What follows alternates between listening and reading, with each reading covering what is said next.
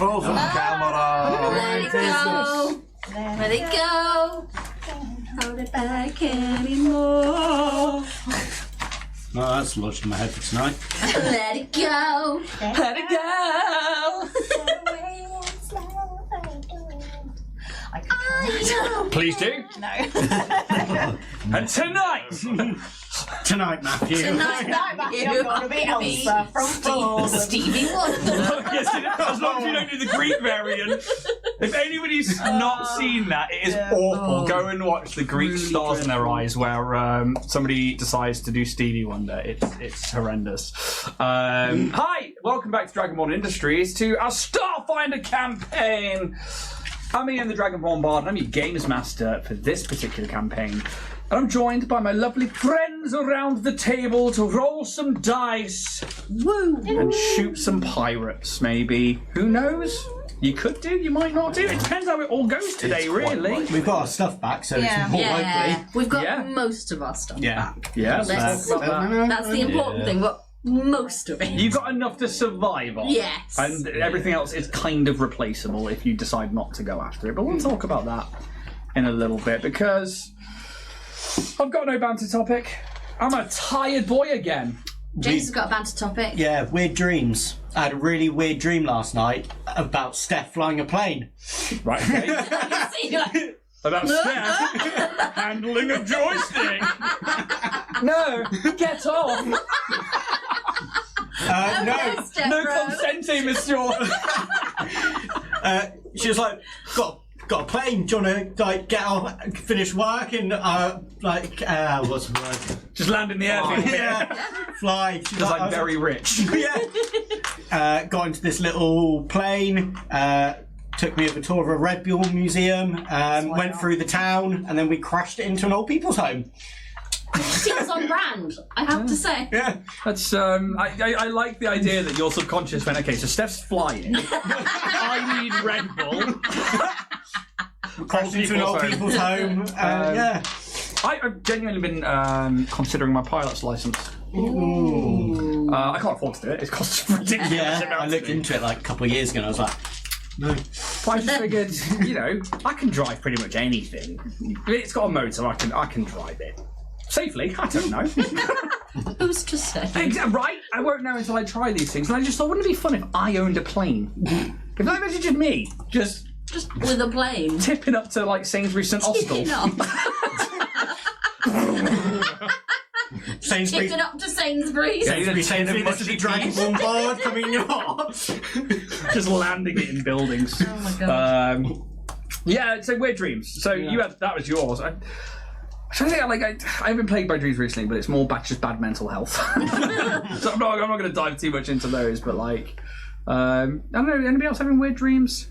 I always have, if I have dreams that I remember, they're always weird, really wild dreams.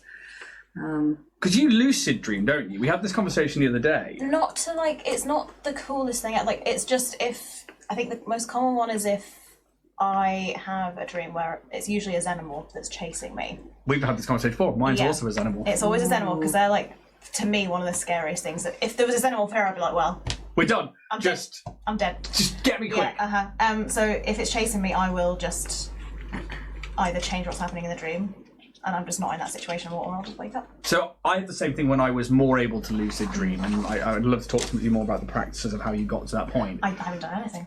Do you just? It's just I do it.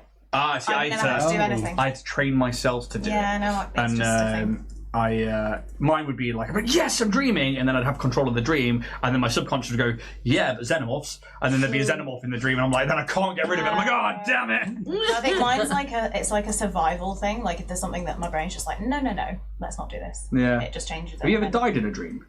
I did have a dream the other night where a light bulb exploded and a bit of glass went right through my neck. And because I know the sensation of what getting a Blast chip. through the neck. No. Like, so what it was the you know when you eat a chip and it goes down, not chip, a crisp. Sorry, I'm not American. I'm not American. You eat a crisp, like a Walker's, a good Walker's, and it like gets properly lodged in your Lay's. throat. Yeah.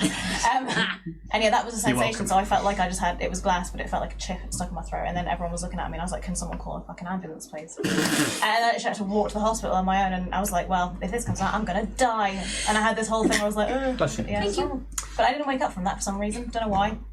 I've died many times in my dreams, No. and pretty much every time, like as the lights slowly fade away and like it goes to, like brown closing of eyes and then blackness, I'm like, oh thank fuck. Every time is like sweet relief. Good morning. But then there's just an impressive void between when it happens and sleep, and I actually get a really good night's sleep after I've died, which is It's like, yes! but yeah, it's not like I know it's happening. Like in the dream, I'm genuinely dying, and I think one of my favourite ones, I fell out of a roller coaster. Wow. And That's very we were Final doing Destination. The loop, and Yeah. I came out of it, and I know exactly where that dream stems from. And yeah, I landed, I broke my neck, and I just slowly faded away on the cold floor as the fucking loop was still going. Nobody there around me. It was fucking amazing. Wow. I've been shot, I've been stabbed, I've been drowned. I'm like. Oh, I've been Oh, I shot in the hate a head drowning dream. before in It's the- an interesting on that because, like, you wake up with a headache, and it must have been from Yeah. a migraine in the night, and like the recoil of your head snapping off something. Oh, I always know if I dream about the sea, I'm having a bad time. Yeah. Like the sea dreams never end well because I love the sea. I love being in the sea. I love being around the sea. If it's in a dream, I'm like, oh fuck, because it will usually end up with me being drowned, or I'll be on some weird boat in the middle of the ocean which will sink. Like that's usually that's how not it goes. It's never fun. No. do you get those at all? Do you lucid, or do you get weird dreams like that? I don't remember a dream for like years. Like at the minute, I can't remember a recent one that happened at all. I know you and I were sort of train talking dream. about. Yeah. So the one particular dream that I remember quite vividly, I was quite young, maybe like 12, 13 perhaps.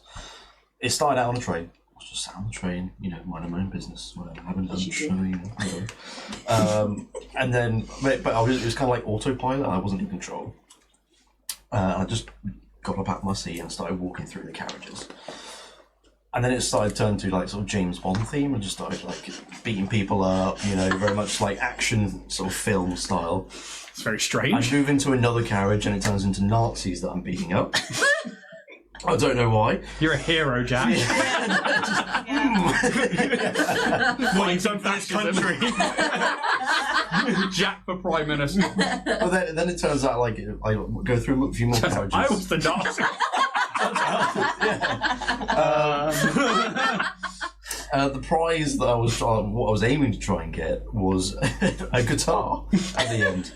And I think about it and I'm like, well, that was when I sort of started to play guitar because like, Yeah.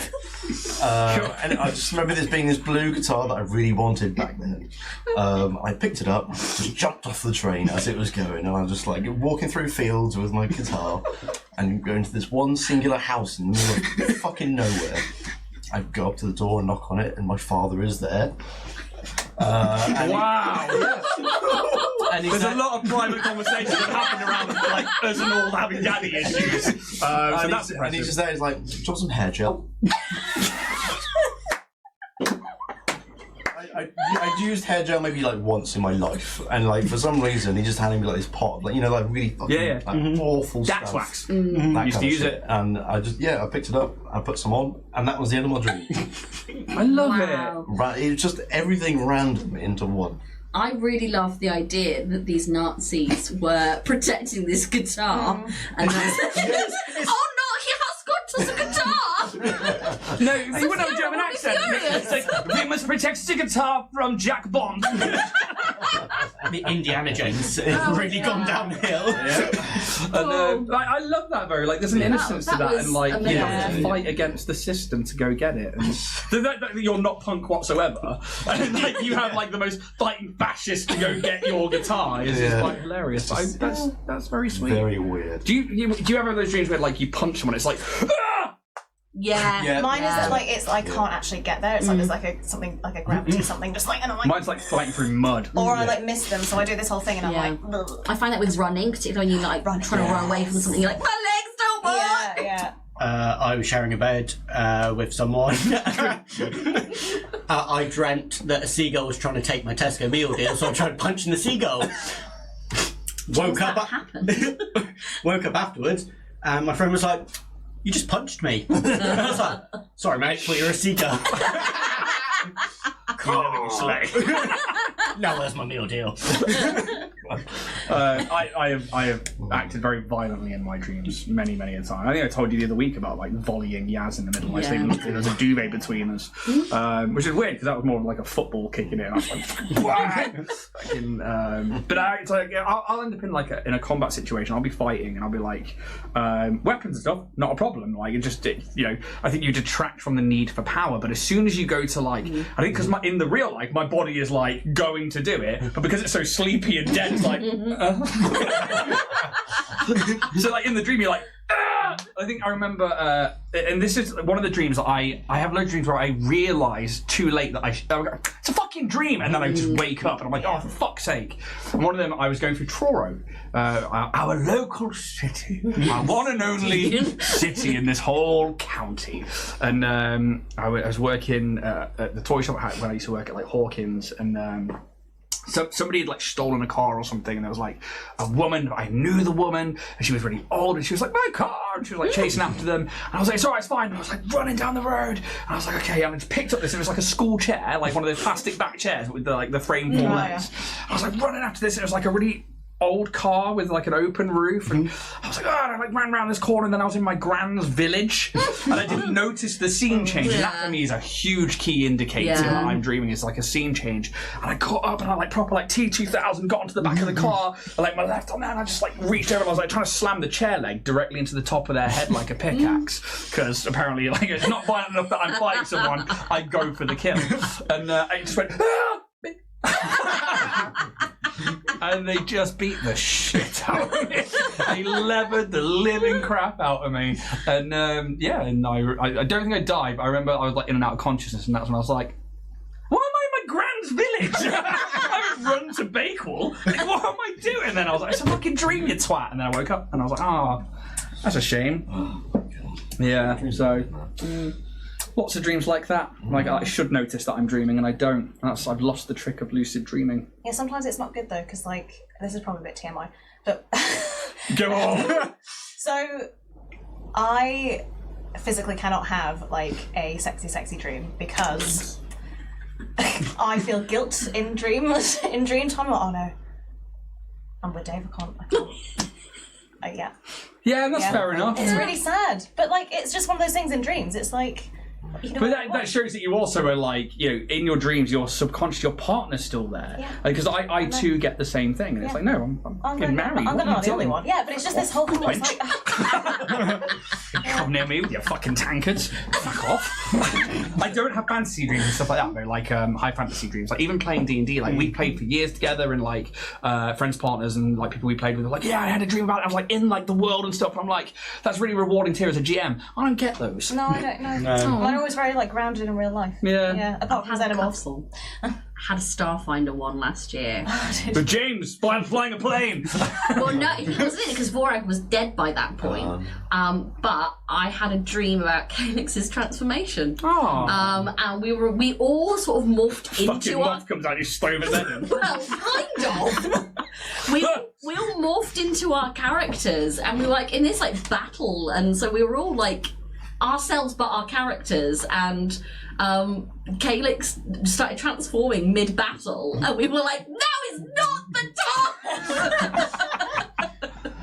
But yeah, it was wicked. Yeah, I don't think I've had that many. I've had games playing D&D, but not like actually being the character or anything like that, which I'm really gutted about, because I think people have these amazingly lovely vivid dreams where they're like flying and they're a goose or something. That sounds nice. Yeah, it sounds lovely. Mine are just steeped in trauma. Yeah. Just guilt and trauma. Yeah, right. Yay. Chat, tell us your dreams. Yeah. Thank you, Millennium Falcon. That's a great dream. Yeah, that's a good topic of conversation. Thank you, James. Thank you for that. But we're here to sell ourselves and play some Starfinder, which, you know what we've not described in a while. What is Starfinder? Well, if you know what D&D is, which is a tabletop role-playing game, well, Starfinder is a sci-fi variant of that. You're welcome. Continue. Now we're going to go over to Steph with the corporate shilling. Well, the nights are getting darker, things are getting a bit colder. You might find that you're sat more at home than maybe you have been during the summer months, and your shelves are looking a little bare. Why don't you head on over? No, little bear. Thank you. To www.warriorprince3d.etsy.com for now, and fill your basket full of 3D printed miniatures, terrain, cosplay items, figurines, anything that you think could adorn your shelves. Richard can print for you for very reasonable prices and high quality. If you fancy something pre-painted, there are a few little goodies of such, and you can check out his Instagram at WarriorPrince3D for his Warrior Spotlight, which happens fortnightly, and you can see some lovely little goodies on there. You can use our permanent and exclusive code to the stars to get 15% off your order, and you can also get a printed Starfinder badge if you spend over £20. So fill your shelves, look at your lovely collection, and watch Dragonborn Industries, sponsored by Warrior Prince 3D. That we are. Thank you so very much, Steph. Thank you very much, Warrior Prince 3D. We are also sponsored by Loki Battle Mat, who make these amazing white clear battle mats for your TTRPG needs, be it D&D, Pathfinder, Starfinder, Shadow Scar, which we've seen now is another one that they've done. They do amazing maps, and I've been using them for years, but we have a referral link in our descriptions bios that you can go to check out some of their cool stuff, like this new book, Bastions and Strongholds, which I've been diving into to make some videos this week for some actual sponsored content. And I realised that I really like, even for like Bastions and Strongholds, tavern maps. And they've got one in here that I just think is absolutely stunning. And we were chatting about it when we were streaming the other night with Warrior Prince and Dragon Skull. And I was like, oh, you know what? I just fucking love a tavern. And the tap room in this book, which is right. And so this is map, which are out of the 50 maps, or 50 pages worth of maps, this one's like right smack in the middle. So it's 31 and 32. And I just think that's lovely. Like the little floating island in the middle there, all the tables, like the raised area. So there's just some lovely detail on there, all wiped clean, and if you're a DM on the move, you can take them with you. And if you use our referral link to go over, it lets them know that you've come from us, and you can go support them as well as us. So thank you, Loki, for sponsoring the stream. We're going to do some content around their stuff very soon, releasing that, and we're all very excited. Otherwise, why not also check out, while you're perusing the internet, Roll and Play Press, where we have another novel. We have a novel. No, he says it wrong. Take two. And go. So the chaos begins. You can go over to rollandplaypress.com and use our affiliate code Dragonborn10 to get 10% off your books, toolkits, and map libraries. They've just had a successful crowdfunder for the One Shot Wonders 2, which is an absolutely incredible, an idea of a book number one was just incredible. Like, if you are running out of time and space and you're like, right, I need an adventure to go. They had so many things in that one, and like the second one's going to be based around D&D 2024 rules, which is even cooler, updating to go with the new systems and stuff. But along with one-shot wonders and things like the toolkit, you can create vast worlds and characters. So please go check out rollandplaypress.com and use code Dragonborn10 if you're going to buy any books, and you'll get 10% off your orders. Before I throw over to other people, we are going to have a Halloween party this coming Saturday live from the studio. You are all invited. So if you are listening on Twitch, if you're on YouTube, if you are listening on the podcast, we are going to be hosting it live on Twitch from 7 o'clock UK time, Saturday the 18th of October. It will then go private and only for members until the 31st of October, when it will go to the general public from there. So if you want to catch us live and take part in opinion polls and chats, and also just watching us do chaotically stupid things and costumes, be there live. We're going to have special guests, and there's going to be just the cast and crew hanging out, having a good time, and we really want you to come and enjoy that with us.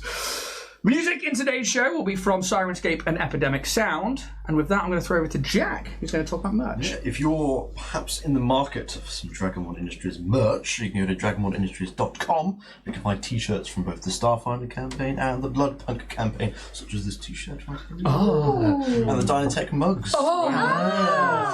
And some lovely handcrafted dice made by Ian himself. All of that and more over at dragonbornindustries.com. And if you fancy just supporting us financially and also getting something physical for yourself, then head on over there. Thank you very much, Jack. I'll throw over to you, James. Yes, and if you're hanging out on Twitch, don't forget you can support us every month by using your Twitch Prime sub. It's free if you've already got Amazon Prime, and it helps us get our name out there and our community grow. But if you're watching on YouTube, hit that join button where you can become a member and exclusive. But please, You can get some exclusive perks, darling. And it's also directly Call now. supports where, like Ian said, you won't be able to get to the Halloween show unless you are a member. Another way that you can interact with us is by joining our Discord community, where all of our fans come together to chat, share ideas and connect. So make sure you join. There's a link probably somewhere in the description. Yes. But another way you can help us support. One way you can help us and support us for absolutely free is wherever you get your podcasts, leaving us a review, rating, or a little comment about what you've enjoyed about the episode. It only takes a minute, but it means the world to us, and it helps get our names, faces, and voices out there. So however you do it, show us a bit of love. Thank you very much. I didn't know that on Spotify you can actually comment on a podcast episode. You can. It's a relatively recent-ish. Yeah, they've done a lot of updating recently. Yeah. So I it's noticed like some the comments on weird, some recent episodes. I was like, how long have I missed this for? Oh, it's 2 weeks. Okay, that's good. like the weird AI chapters, which are still so fun. Yeah, So fun.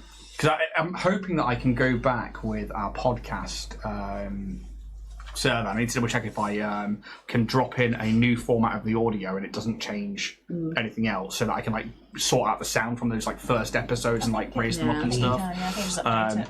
Because like, what I've realised as well is that like a lot of people have downloaded the podcast. It's mad looking at the numbers that like it's done for a first podcast. I'm very proud of how far it's gone. So thank you if you are listening on the podcast. And yeah, the fact that like you can now leave comments on Spotify is very, very cool. So please just slag me off. Just fucking get me. Send some abuse and I'll sleep well.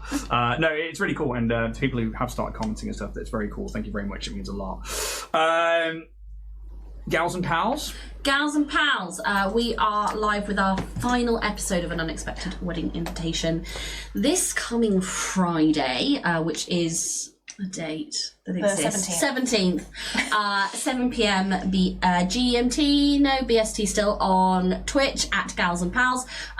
They'll all be available on YouTube afterwards. The first 3 are there now at Gals and Pals again.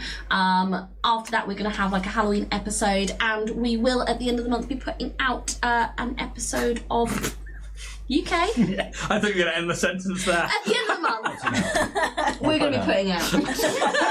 Make sure you're there. Totally what that channel's about. We're going to be putting out an episode of Gothica, which is a new 5e kind of supplement, which has really cool Victorian-inspired plague mechanics and stuff. It's really, really wicked. We're putting out a one-shot to support their Kickstarter, which is going to be available on the 1st of November. So come check us out at Gals and Pals. We've got hopefully our Christmas extravaganza being announced fairly soon once I've written the blurb. But get your tickets in quick, because it's proving to go very quickly. Very, very good. Please go check out Gals and Pals channel. It's a lovely thing to watch, and I say this not just as a friend and as someone who's trying to support the channel. Their content is very engaging. I genuinely mean that. It's quite hilarious to watch, and not because like women playing D&D. But because, Look at them go. Oh, they're trying. but because they When are they genuinely are very funny individuals, and the chemistry is very good. I strongly advise going to go watch it. Thanks, Ian. It's my absolute pleasure. It absolutely deserves singing to the hills about. Otherwise, I don't think there are any other announcements. James pointing at me. What have you got? It's Spaghetti Week. No, but it is National Failure Day. Thanks. On that note, tracks. can I plug my book that's coming out tomorrow? Oh, yeah, you got a fucking book. Let James go first. Yes, sorry. Yeah. There's 9 days left on our crowdfunder because our PTZ camera rolled a nat 1. So if you go on to our link tree and go over to crowdfunder, there's 9 days left. Yeah, actually, that's huge. I'm so focused on Halloween and just trying to stay awake today that. Great. Thank you very much, James. We do only have 9 days left on the crowdfunder, and it's been absolutely incredible. Like we're at like the 50% plus mark. So whatever happens, we are at this point going to be getting a new PTZ. But if you can donate, even like £1, $1, $5, whatever, it all goes into helping us get bigger and better equipment. And it is, I really do enjoy putting down huge immersive battle maps, and I really would like to bring that back for you as an audience as well. Yeah, so please do check out the links in our descriptions and stuff, and if you can help, please be awesome. Siobhan, we should celebrate on an absolute huge level. Published author several times over, several times over this year. Yeah. She's shitting books out. Yes. It comes out in the US tomorrow, but it's like 6 weeks until it comes out in the UK. Fuck you, UK. But it is officially out. Yay! What is the book? I'm so bad at this. It is Pride and Prejudice Amigurumi, if that is something that you're interested in, maybe. What is amigurumi? Crochet. Crochet little dolls like those dudes over there. Actually, I'm gonna grab them now because this is awesome. If you want to have an experience where you are hooking up a storm with easy to read instructions, carefully thought out characters, then you should definitely check out Siobhan's book, Pride and Prejudice. They have some amazing characters. As her pattern wench... Hold your own characters. Yeah, as her pattern wench, I can attest to how good and easy to find the patterns are. Look at Cass! He's got armour and a gun! He's got a gun! Kill him. Well, Captain TJ Squeakerson says, go buy the book. Yeah, honestly, so we did an interview with you when we first properly met, actually. Was it? Yeah, when Hooks and Heroes, which still hasn't been... Like this, yes, please. I adore that. Like, everything in that book I love, but it's just taking ages to actually get out. But so, you have worked on like D&D creations or themed creations. You've done our Starfinder characters, like... These are all Siobhan's designs as well, and these aren't in the book, but the Pride and Prejudice ones are absolutely incredible. And if you are watching this and you like Regency, or if you are enjoying Pride and Prejudice, please go check out Siobhan's book. And then the next one's more D&D focused. If you can send me some links, I will make sure they go into the description below. Yes. Pez. Yeah. Pez Weasley. I do the Cassandra. Pez. I'm Pesley. We need to make that video, and it'll be like it's one of those things that like 2 people will appreciate. Squeakerson. Yeah. Versatile. I came in late. I found the source of the ticking. It's Bear. We're going to play like this all evening in. We're going to speak through our little crazy honestly, I'm falling asleep because, not because you're boring, but because I'm so fucking tired, which will be a common theme throughout winter, so let's get this campaign done, shall we? We should probably jump into tonight's episode, see you on the other side.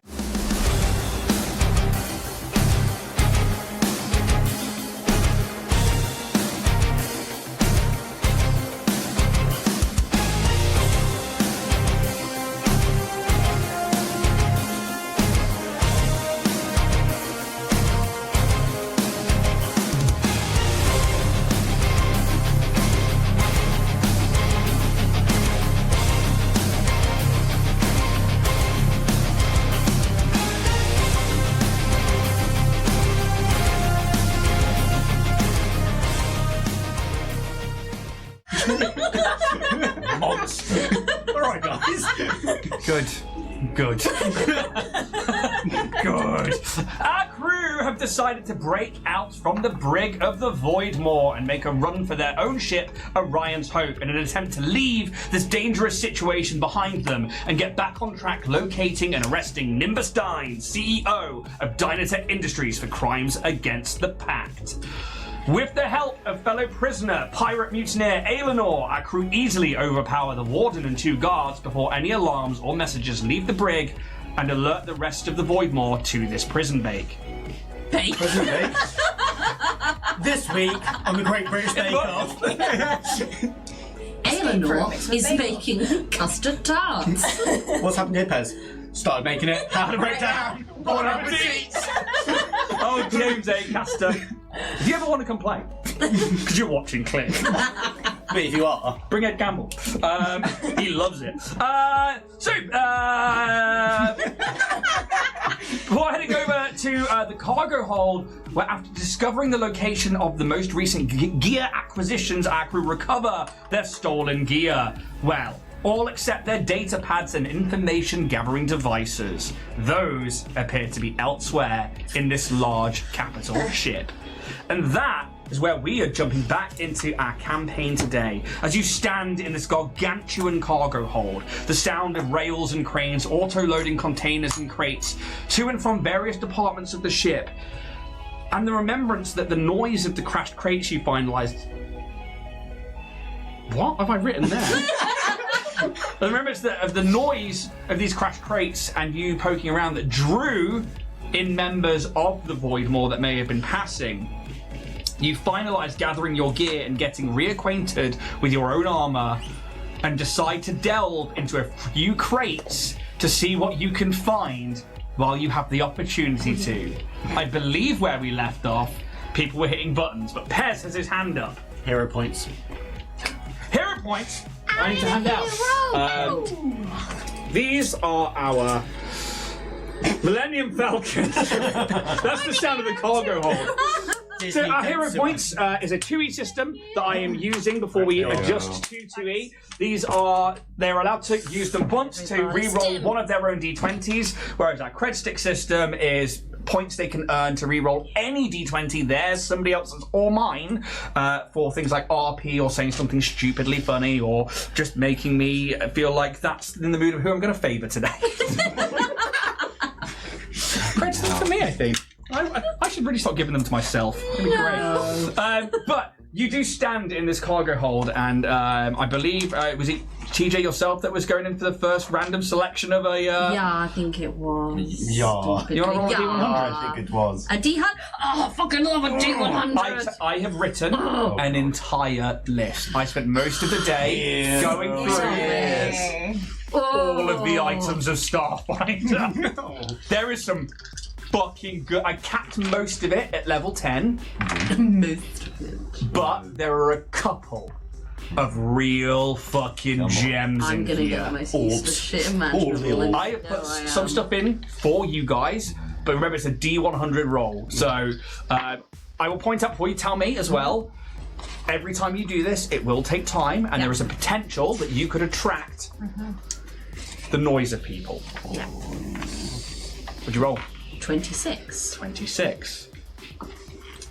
So, you hit a random button. You're like, get that one there. And it takes a few moments, but you start to see one of the smaller rails just like bringing a small container, maybe about 5 foot in length, maybe a foot thick, and it brings it to like roughly where you are and starts lowering it down next to this like ladder that leads up to this control room that you guys have.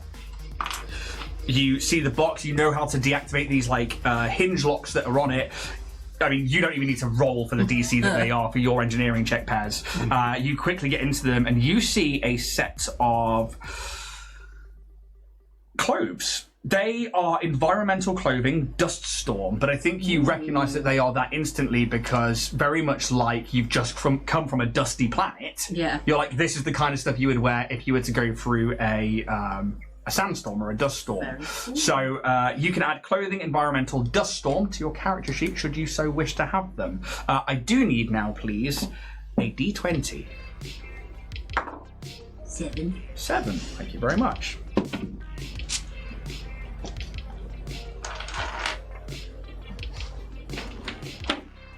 It's cocked. Okay. That takes a couple of minutes. Anybody else going to start pressing buttons? Yes. You gonna press a button? That's a D100 roll then, please, James. Dice. 53. 53. Oh shit. This one, you see one of the larger rails that's in the roof. And the roof to this place is these... You know in Monsters Inc. with the door Yeah, alternate that's system? exactly what I'm thinking. So it's kind of like that, but with like ISO containers and crates and stuff. And this one actually comes out on that same rail that had the collision. Now, luckily, you stopped that before, and you can stop this before it comes down. But the container is huge. It is about 20 foot wide, 40 foot long. You have to bring it down in a separate area because of this collision, and you go over to it, and actually, if you want to open it, I need an engineering check, as this has an advanced lock on it. Or computers, as it is a digitized lock. It's good. Engineering. Fuck that. That is a hero point straight in! Yeah. That was a natty 1. Yeah. As you can probably guess by my action. Please tell me it's another nat 1. No. 26. It's enough. Yeah. What did you roll to get 26? 3. So basically, what was it? 26. Yeah. So even on a 2, you could succeed. So basically, you get 24. The DC's 25. Okay. So you're all So right. literally a nat 1 wouldn't have done it. Yeah, but everything else would have done. Cool. So this large container is brought forwards, and you see that the door has the same digitized magnetic locks on them, but they are across the central doors. The crate, the cargo crate itself, is very clean and very sterile. You are able to get these locks off it, and you can see it's like a medical style container on the inside that houses a chair that can be made to lie flat and turn into a medical gurney. The majority, though, of the device is in where the headrest is, and it has tons of like computing devices, and it almost looks like a CT scanner around the top half, very much like you know in it's not Running Man, in Total Recall, when he's got like the bit that goes over his head. And it's kind of like a mix between a helm with injectors and arcane devices and screens that clearly show what would be the inner workings of a patient's brain. You can roll a computers or a medicine check. Anybody can do that to see what this device is. I'm going to help you. Thank you. And see if I can get my tactical. I will tell you now, the medicine is lower than the computers. Medicine for You've got a mine. +3 to I'm gonna do computers. medicine. Was that +3? Sorry. Yeah. Thank 20, but not. 20 medicine. Yes. you. I'm just doing maths. You guys are just helping out. I'm You're doing your own I'm medicine. doing my own medicine. 33. 41. Okay, so you know that this plays with somebody's brain. For you, you're like, this is way out of my league. Yeah. I don't know what this is. It's clearly some kind of corporation's device, but like, who knows what it If is? it's corporations, would that lower DC with my corporate No, knowledge? no. Fair play. It's worth the ass. It's almost like that's been rubbed off the container. Fair play.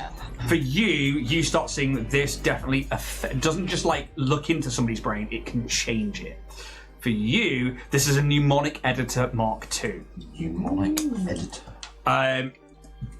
If you spend enough time in this, you can rework your brain. Mechanically, it allows you to readjust the last 2 level ups you had. Damn. It's fucking huge. Damn. So this device quite literally is, you go in, you forget what you've learned over the last 2 levels, and you readjust your character. It's fucking cool. It's like a really cool mechanical way of being like, sci-fi, change your brain. Yeah, wow. Yeah, and Aeonor's like, it's a serious bit of kit. This obviously takes like a few minutes. I need you to roll me a d20, please. 6. That's cocked. What I can do.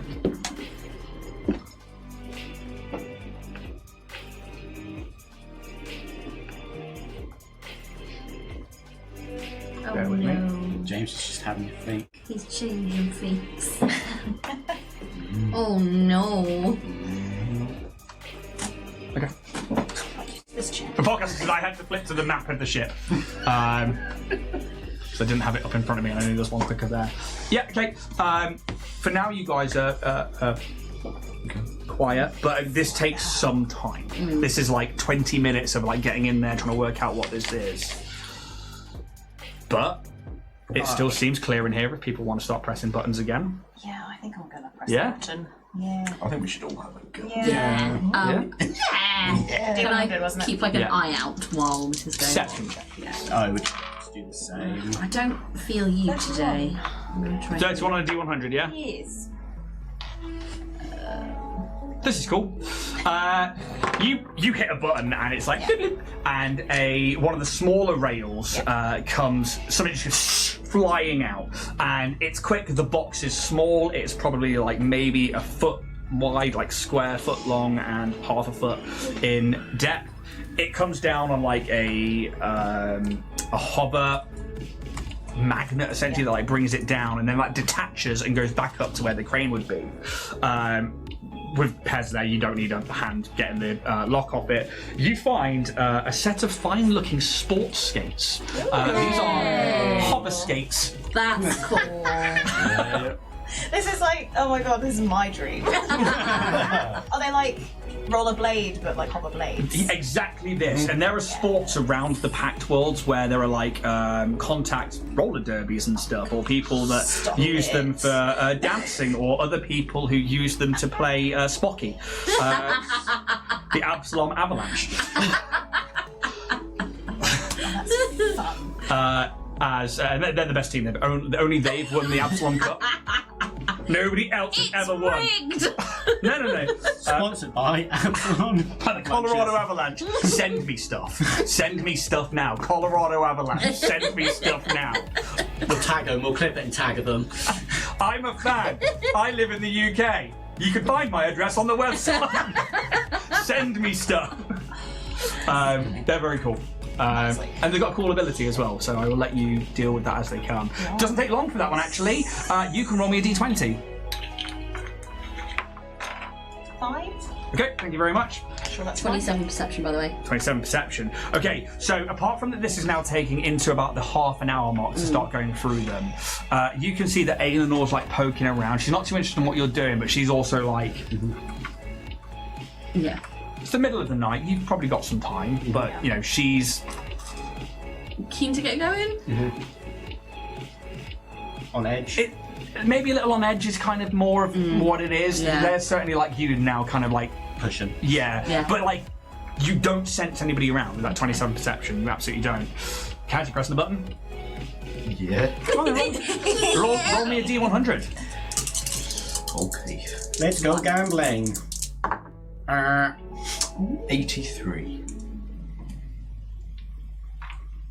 Cass finds his parents. Could you imagine?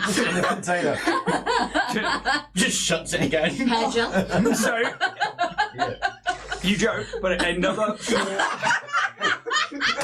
very small crate comes out. This one will be brought by like a hover drone instead this time, and it's small. It's like about 60 centimeters by 40 centimeters, and it's like an open box. There is a small lock on it. Knife behind it, rip it off. It's there for the sake of like cataloging or whatever. And with your guys' engineering checks, you don't need to do that. It's going to be an auto pass. You open it, and inside it are two urn-looking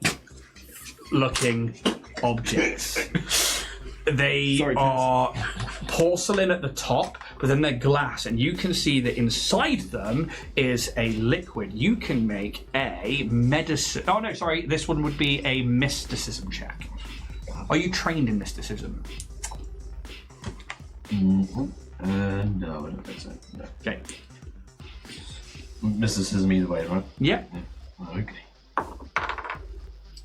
13. 13. That's actually enough to know that these are spell ampules. Is anybody trained in mysticism? What does it mean when you trained in it? Should have a little dot next to it. Yes, Cool. I've got 2 little dots. You know them to be spell ampules, but you can't tell what spell they are. You're like, oh, I'll have a look at them. These are stabilize. There's 2 of them. Cool. Stabilized. Stabilize. Spell ampule, stabilize for 2. Very nice. Again, this one's very quick. Can you roll me a d20, please? 10. 10.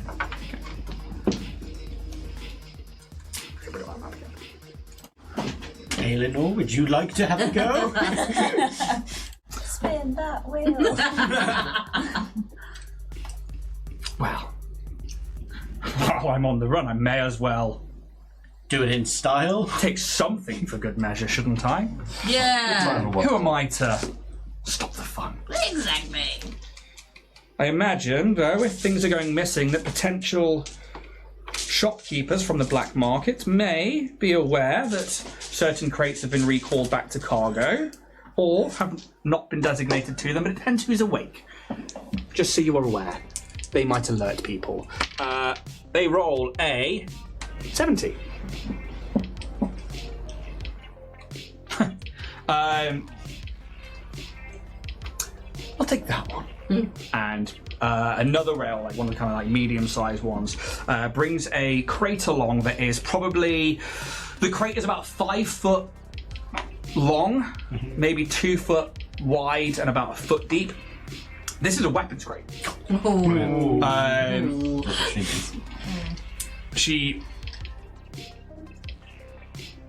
wouldn't mind. Fine. Takes the lock off it. And inside it, you see a long arm made from magnetized coral. You can make a culture check if people so wish to. What's a not? A rifle, so okay. different classification of weapon. So you've got small arms for pistols, long arms which is regular rifles, like pulse rifles, stuff like that. Yeah. Sniper weapons which take long arm rounds, advanced melee heavy weapons, stuff like that. What was it? Culture. Yep. Culture. I've got a wasteful natural 20 Lovely. for a 34. 17. Yep. 29. Yeah. 27. Cool. Most of you are going to know what this is, but this is a callow shredder, and it is a long arm made from by the people of Kalamahoy and places that are these like water moons and stuff, and they are a weapon made from magnetized coral. Sick. Cool. What class is it? This one is should be the callow shredder. The Cascade class, Deluge class, Monsoon class, Slipstream class. One of the Think level it's 8. a watery planet. Yes, I think so. There's a level 7. It's probably that one. Cascada. Cascada. Cascade. Cascada. Yes. So it's Cascade. called Kalamahoy. Kalamahoy. Kalamahoy! Ahoy! Ahoy. Pirates! Oh! But you've heard Kalamahoy before. Yeah. There was a news reporter that was from there, or doing a report from there. Yeah, so this is essentially it deals sonic damage. It's 2d6, range 40, critical bleed 1d6 as well. So it's like that'll certainly do for the time being. I'm sure there are better weapons, but they do need to roll a d20. Yeah, they're fine. We should think about going. And where are we going? Nobody wants to take another hit on the wheel. To get another crate. I'm well chuffed with my things. Mine's shit in comparison. Anyone want to I mean, relearn? I'm kind of okay. Yeah. Yeah, I don't need to relearn. It's fine, I've got a load of I feel guns like now. my past decisions have been okay. Yeah. They want to take another shot? One more as a We group. take one more as a group. yeah. Yeah, let's do Captain, it. my captain. Fucking going for it. Go on then, one more push the D100. button. That's a cocker. That's a cocker. It's a full-blown army. 28. We don't want to go up 26. Yeah. Quite close. Quite close it is. Oh, I say, Deirdre, it's quite close. 26 and 28, that's quite close. This one comes out as a smaller crate as well. You open it, and inside is a simple device that kind of looks like a fire extinguisher, but dark in colour, with a blue ley line running down it from this nozzle at the top to the bottom. There are 3 circular nodes, and they are all lit up. This is a Queller. Well,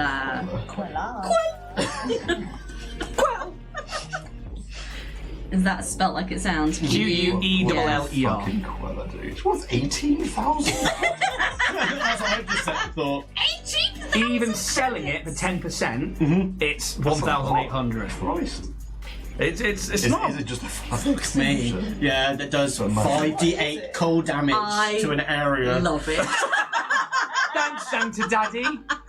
This is a TJ weapon if ever there was one. I genuinely thought you guys are lucky enough to roll some of the fucking diamonds in here, but Well, we're still here. Could you roll me a d20 with that, please? Yeah.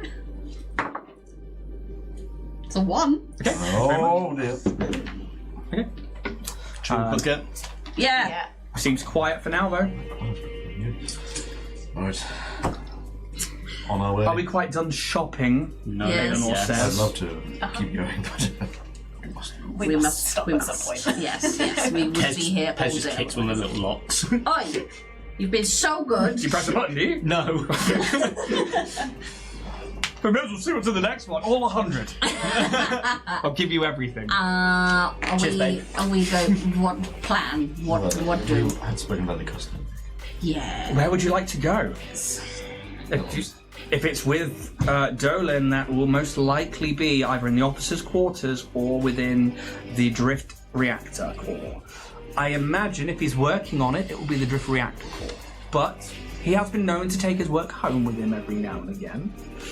Depends how you want to get there as well, as that could be a couple of hours on foot, walking through many departments, or you can take the train. Can I have a look through the data pack to see if there's communications between the two of them? Between Krask and Dolan, you start going through it. The main communications are between a bridge officer, and it just says bridge.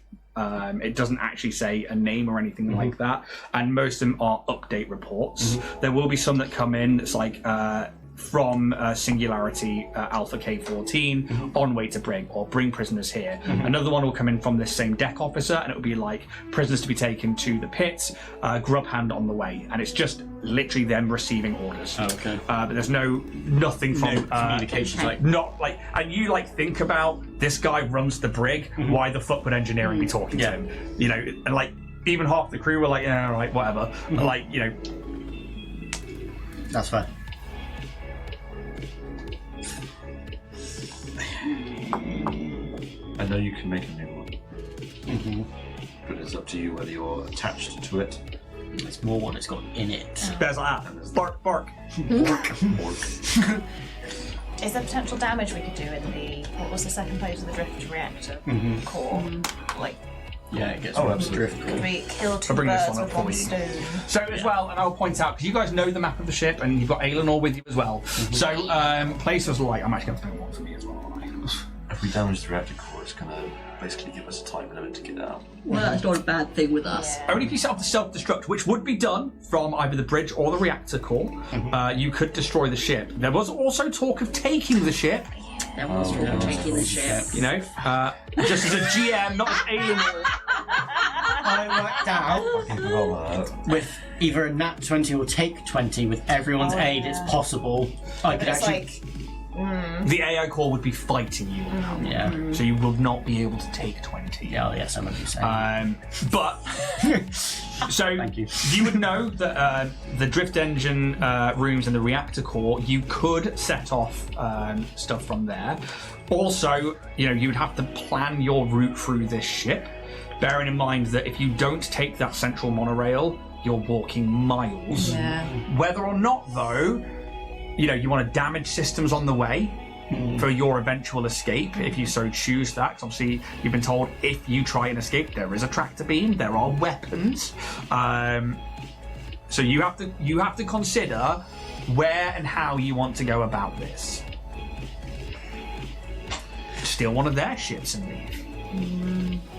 Can't leave the hope behind. nice sofa. It's the coffee machine. It's the Yes, new nice. coffee Are you machine. truly Yeah. bothered about a sofa? It was very Yes. comfortable. I only sat in it once, but It's it was very new. comfy. Are you that attached to a vessel? Yes. It's been through some shit with us. Surely an upgrade would be better then. The real question is, do we try for the void more, or do we try to escape? As much as I'd love to see you take the void war, I feel like we're leaving a lot of things undone and open if we leave the ship as it is There's a and lot escape. There's a lot of information they've got their paws on. Yeah. So either self-destruct or take. Yeah. I know we briefly spoke about having Hastoki become Oh, yes. the populace of this Yeah, ship, yeah. but this is not the only ship. No, it's not. It's but to be honest, that's a later concern. Yes. My initial concern is they have all of the information pertaining to the Starfinders. Yeah. My people, As a whole. your people, Yes. whatever Pez has got going on. Delete history. It's one thing if we're leaving the ores behind, it's another if we're leaving all this information. They've probably taken a fair bit already. We know they've got enough in our minds, but there's a lot of people that they could now be in contact with because. Yeah. Well, at this point, it's either escape or not escape. That is It the does question. seem that way, and I do lean a bit more on the escape side, but I don't want to get shot out of the sky as soon as we... No, we should probably try and disable a few things at least. Oh, that's See how far we can Yeah. get. And then deal with all the other problems later. That sounds like a plan. Okay, so we'll sort of try and get as far, Yeah. destroy, come back, leave, Yes. profit. Yeah. Question. Question?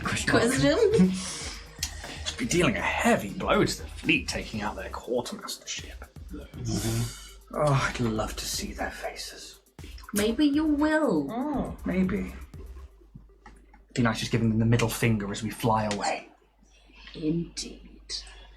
So, Well, monorail. I'll be going straight to the drift engine. Sorry, I forgot that was part of a quartet. God's sake, Kaz, come on. And are you guys like fully getting back into all of your own Yeah. gear, right? Yeah. So you look like fucking Starfinders. Well, my cape has a Bother pirate you. symbol on it. It does. You're quite distinctive, though. And this is Aelinor talking as well. She's Yeah. like, you are now very distinctive. I mean, people, this crew probably know who you are after the pit, but I mean, you are looking very, very recognisable right now. And that's fine if that's what you want to do, but I think I'm not putting my coat back on because I think she's realised that it's very impractical out in the field.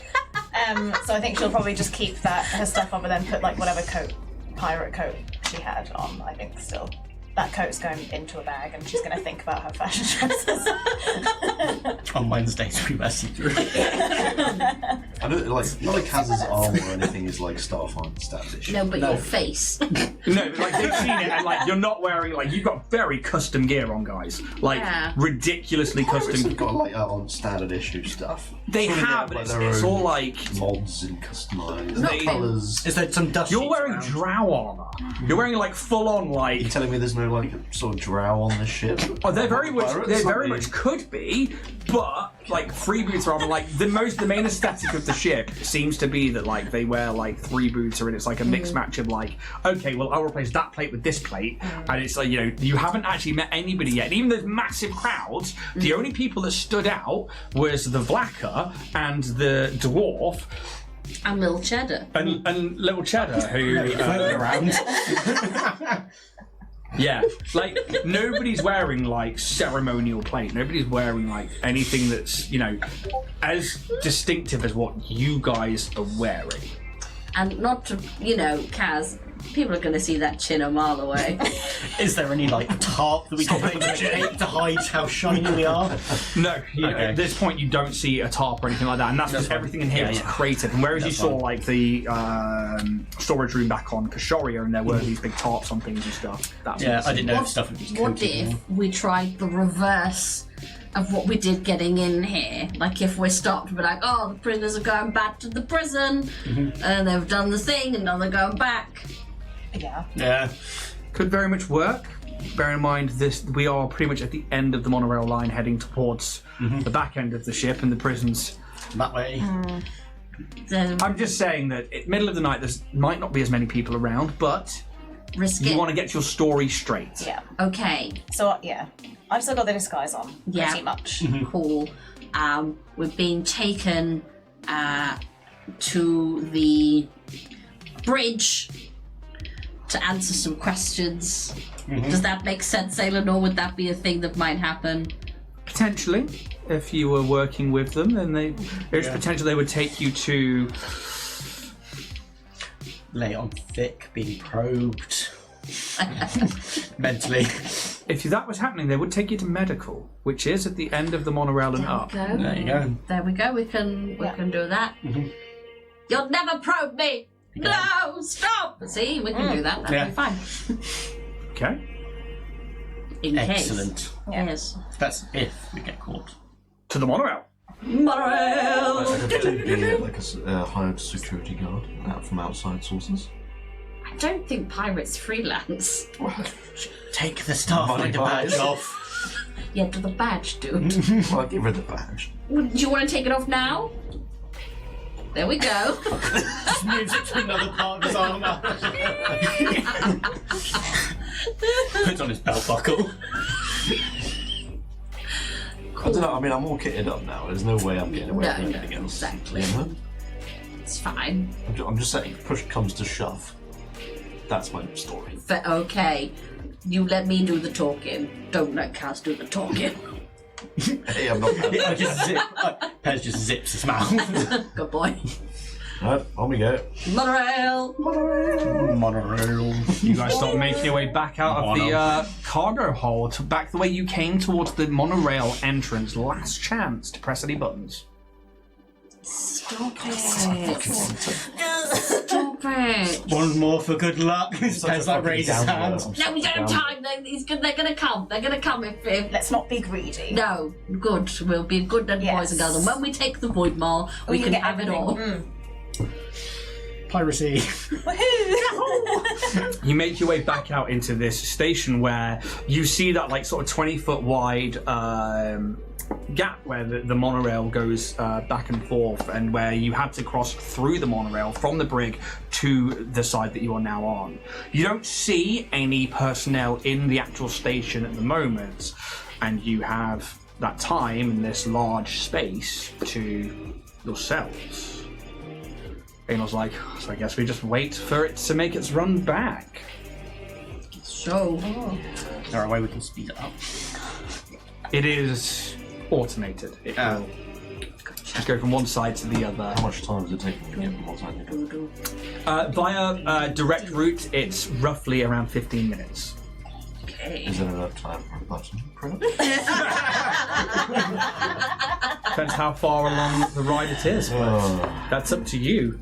Is there like a screen anywhere that's saying like where the monorail is along the line? Fuck it, yeah, why not? The monorail is just making its return journey. However, it isn't at the main elevator, which is the and drift engine and reactor core. It is currently. It's by Black Market Platform 3, which is the. It's about 2 stations away from the end. There's 4 Black Market platforms. 3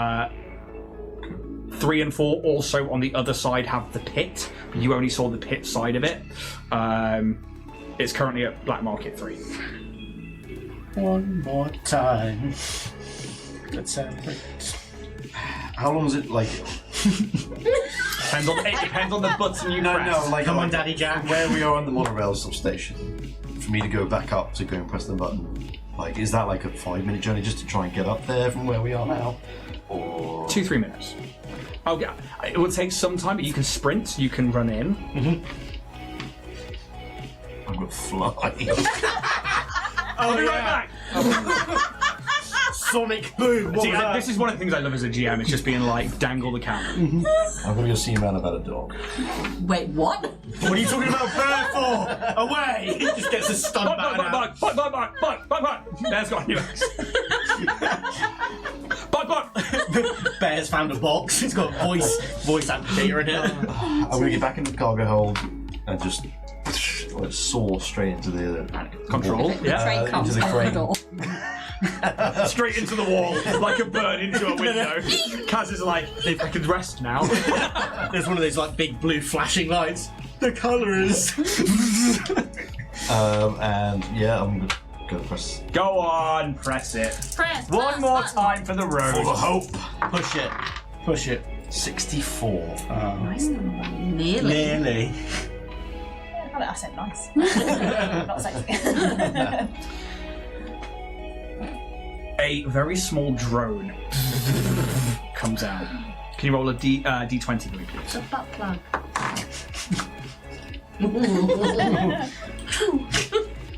Oh dear. Bye, Kaz. Oh god. Get on the monorail, Chris. Bye, Kaz. Yeah, you could just fly off to the monorail. Okay. I don't think I'm that quick. Fucking hell. I do need to write that down. Give me 2 seconds, please. Jet He's fuel. writing things. He's doing things. Oh, I don't like it.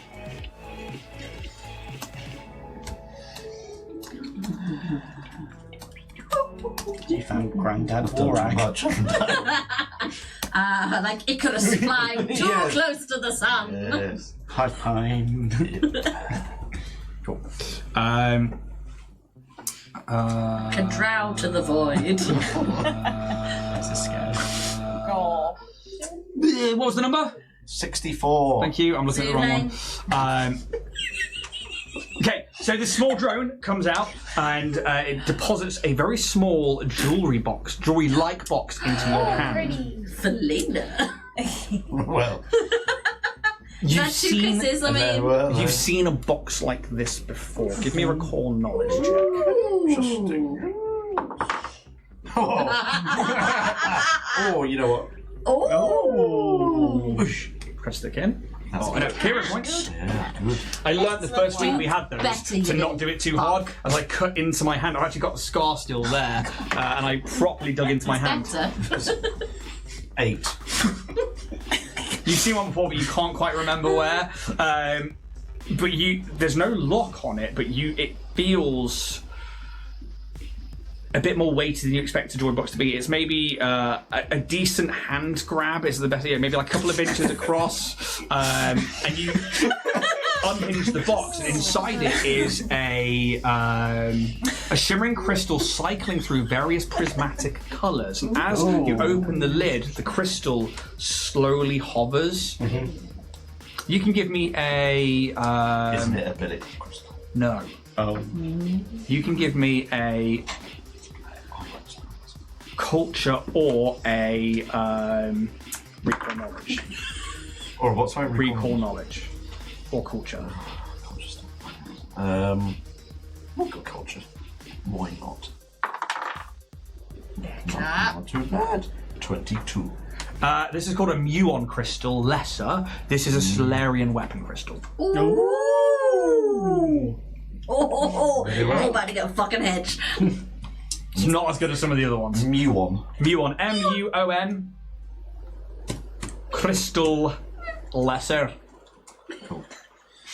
What's heavier? I get the grammar set. This one, I kill the grammar steel. That's worth 18 grand as well. There's some fucking good stuff in this cargo hold, and this is only the stuff in that pile. Like, in the stuff that's like, that you specifically said, going to the market. Is that one better than, because I've got the blue one. It might not be. Crystal minor. It depends. This But one penetrates. Ooh, well. sexy dreams. If that's your thing, which one have you got? Hello, Gil. Yeah. Oh no. There's Oh no! there's lesser. Oh no! Gobble gobble. Happy Turkey Day. Thanksgiving's come early. Oh, it reminds me of those couples. It's like just like a pregnancy announcement, and it's just like, oh, that's cringy. The turkey's not the only thing getting stuffed this Thanksgiving. Stop. We welcome to the world. McKinley Ray McKinley. You roll a d. No, you've done the d20. I've done it. You've done the d20. I will pocket the box and saw my way back to the monorail. And it's about that time that you start to see the distant lights and the feel of that air pressure change and the wind being pushed towards you from this monorail coming towards the station. You hear that. I was like, okay. Wow. Hello, intrusive thought. Should we hide? Because there probably might be people on it. Oh, I don't know if we feel need to act like we're being Yeah. very confident. Yeah, exactly. Approach with confidence. And pride. Yes. Yes. We know what we're doing. Now we're look not at trying the to hide. downbeat because I'm a prisoner. Oh no. As Walk a bit from me like we've been probed. Aelenor's just like eyebrow raised at you all as the monorail and comes into the station as it slows down, and you can see there are people on board. There is about 9 people on this monorail, and you can see that they're in a final state of putting on some armor, and like a couple of talking, and like, and one of them is clearly like give me a perception or a sense motive.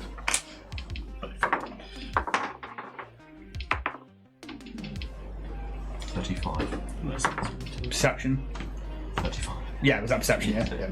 29 sense motive. 31 perception. 19 perception. 19, okay. You can tell they're giving orders to, it's 2 deck officers and a few basic crew. They are giving orders to the basic crew, and they are like, we need to, like, they're already checking. You see like a holo map. The monorail pulls up. You're all stood there on the station, and like, their eyes just lock with you. We're going to roll initiative. Oh, fuck! Well, at least we got the time to get back. Good evening! How are you doing? How nice of you to arrive! What's this, the cavalry? The doors start to open, and I'll talk about combat in a second. Throw a but grenade in. Close the doors. Yeah. Yeah. You absolutely could do that. I just need to get up the crew. Where's my initiative? Oh, there it is. There. Got it. Initiative.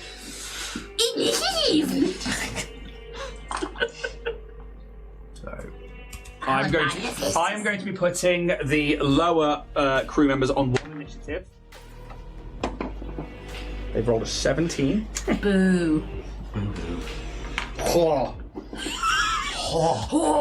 Got +8 to it though. Even as base jockeys. And then we've got this guy who is going to be. Kill him, Gaz. I'm on my way. I'm on my way. From misery, happiness today. Why is there 2 Kazes?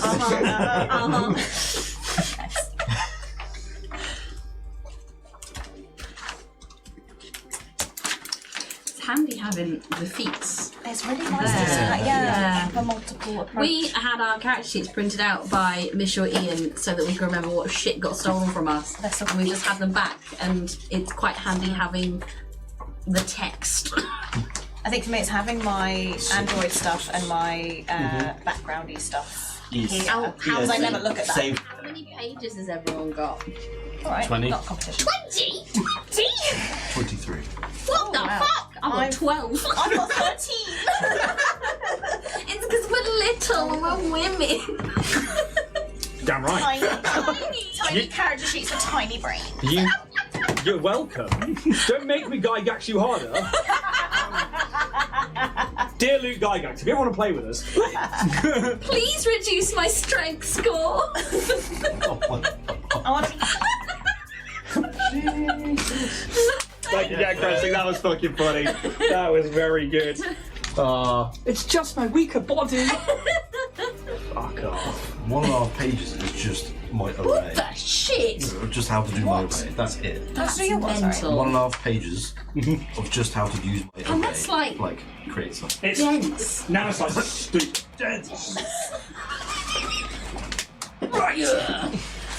Always got the beat. What's great, and this isn't necessarily like me trying to plug, but the actual thing I need is in the Loki Battlemat sci-fi books. Yeah. It was so perfect for it. Use the referral link. No. Cool down. down. I saw the Brian Butterfield 8 out of 10 casters countdown Oh, today. it's so good. Tick top to tip. So good. So good. E-commerce business in Yorkshire. How we all looking at stuff. Not great. Ooh, Fine. Yeah. 61 out of 72. You both up there. I got 37 out of 57 health. Oh, no. I've got 30 out of 54 stamina, 21 out of 56 health.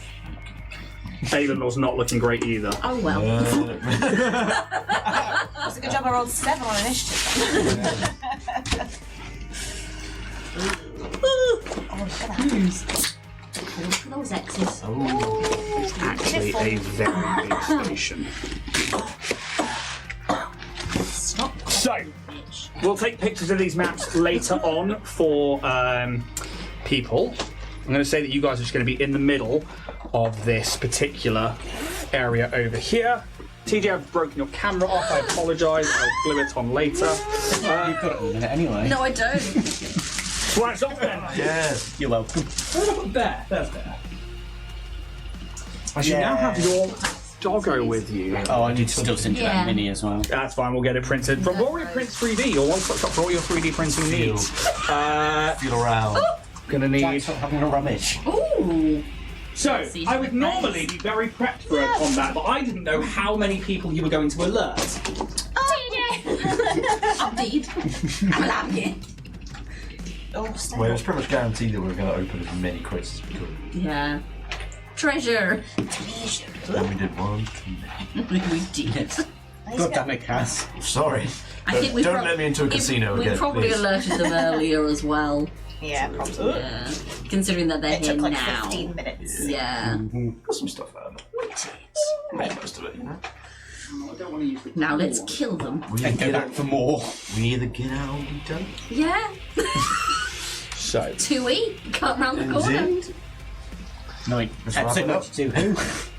Who? 2, 3, 4,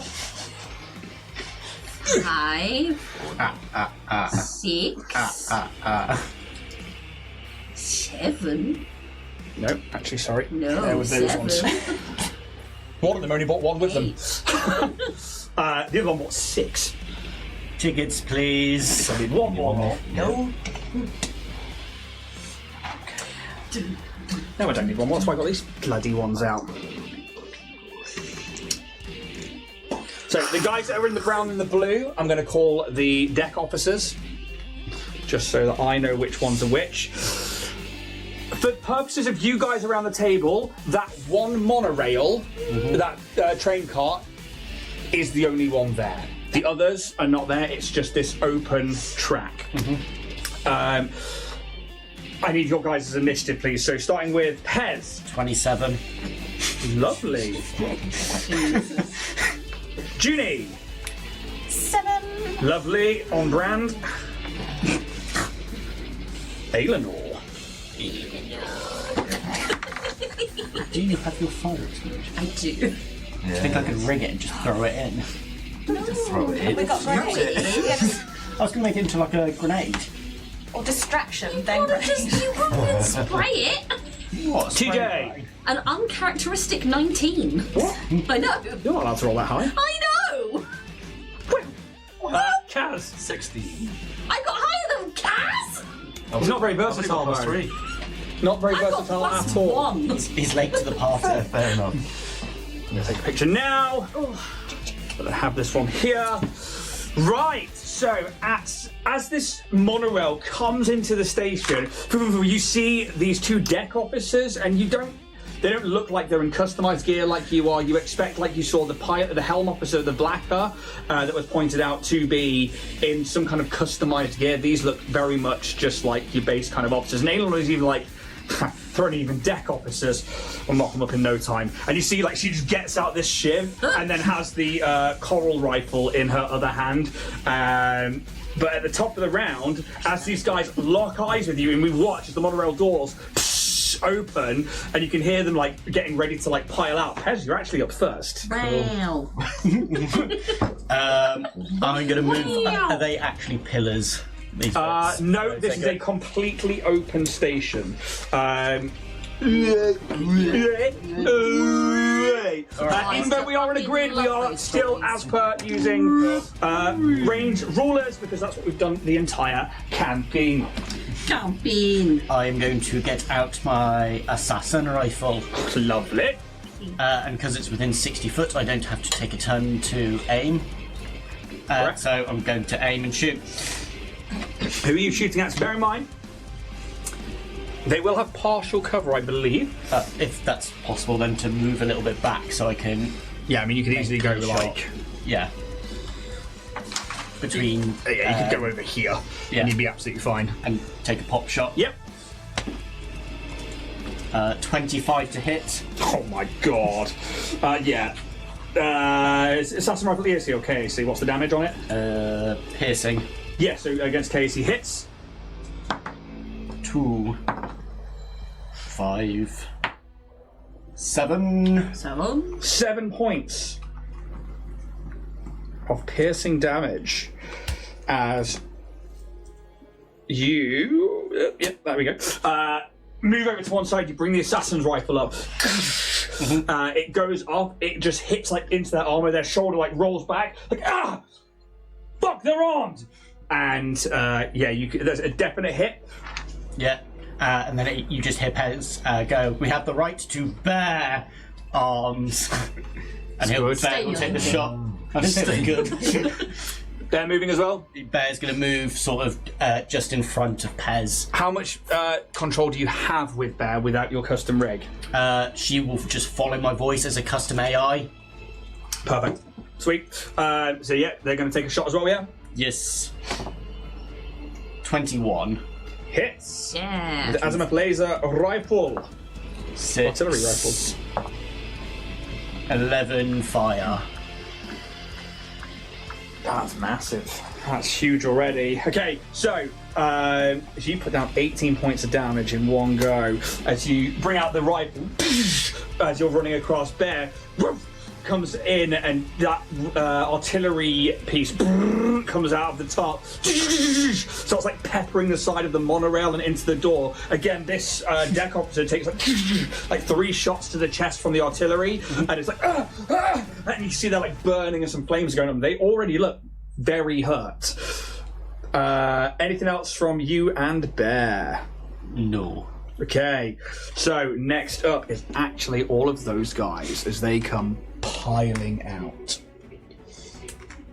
Mind the gap. I'm gonna just Claws, closing. See it, say it. Saw it again.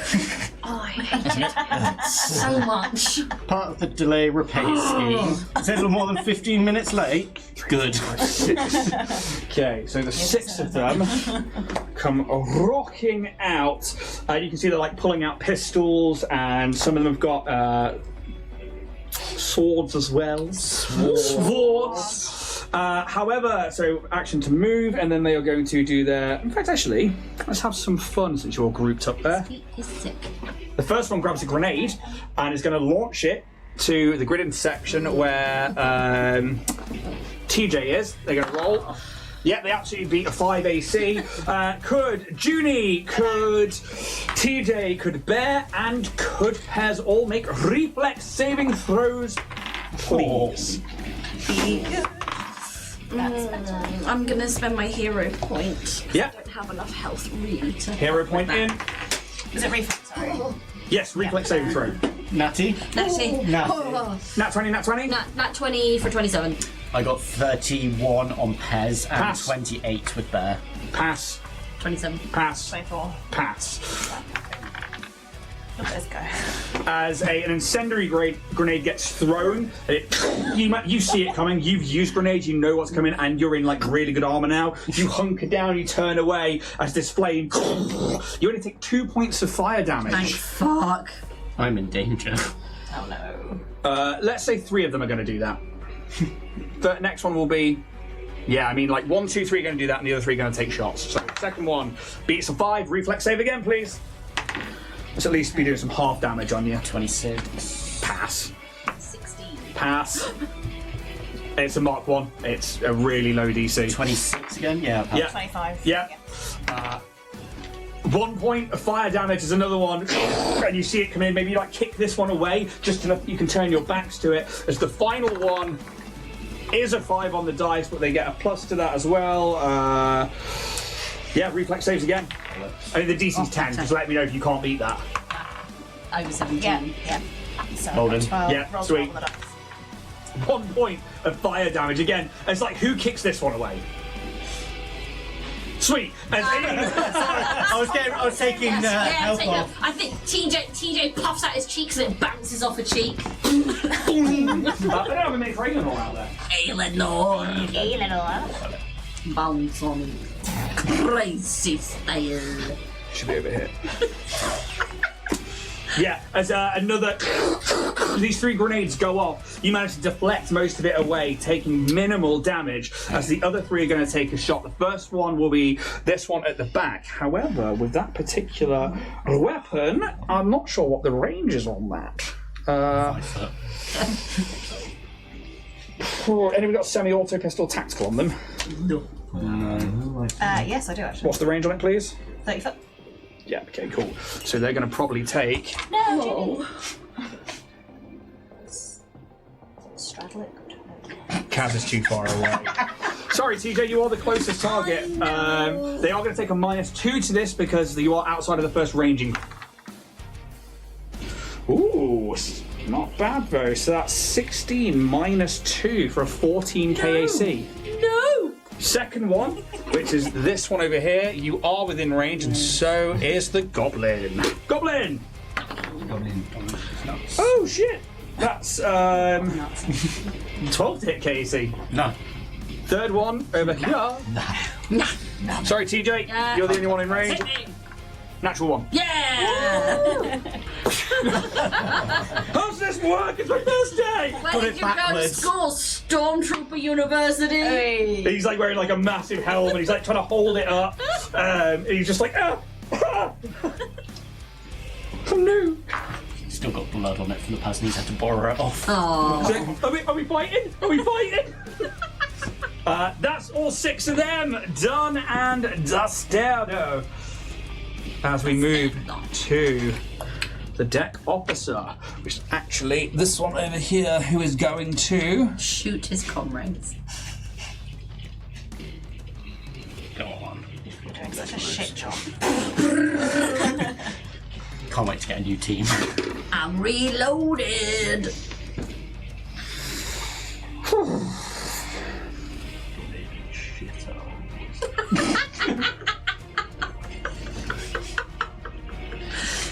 Episode. He's like, he sees the other guy struggling, he's like, really? And then he pulls out a pistol as well, he's going to take a shot, and Funny if he flops. you are the closest Yes. person, I'm afraid. However, that's 11 to hit. Missing. All they can do. TJ. Okay, I'm gonna, at the deck officer, I'm gonna be like, your leadership needs work as my get 'em. And can I have a 15-foot cone radius, please? Oh, yes, you can. What's a 30-foot? Hang on. I'll put this one here. Radius from you, yeah? Yeah, it's a 50-foot cone, sorry. 15-foot cone. Yeah. So 5, 10, 15. Okay, in that case, I will spend a resolve point To move. to move closer to them. You're trying to get as many Yeah, as as possible. many as I can. If you were to be there, you can only get the majority of the group. That's I reckon. fine, that's so if you were to fine. go to like Yeah. here, Hello. you can get these 6, which is the deck officer and 5 of the hands. Cool. I'm gonna be like, I'm being stupid, and I am going to use my new fire extinguisher, which I just had up and then I lost it. So she just like with this Quella. Queller. It's a reflex save DC 15. Well. Let's start with Grunt 1 at the back. DC 15, yeah? Mm-hmm. Failed. Yeah. A 9. Next one is this guy at the back. Rolls a 15 plus 3 on that one. This one at the back succeeds. Succeed. Then we'll do this one over here. Succeed. The one on the far right. Succeed. And then the deck officer succeeds. Okay. Do they take half? They do. So I think this might do it, guys. 5d8 to each creature in the area. So half on a success. Stay frosty. 14. Nice to meet Fucking you. rock. 18. Trying to chill out. 30. 30, half to 15. Half to 15 for those. Your assets are frozen! Okay, so they take 15. And then the one who failed takes 30. That one at the back is outright killed. Yay. I'm just going to lay them down. As I'll describe it in a second. The other ones are going to take...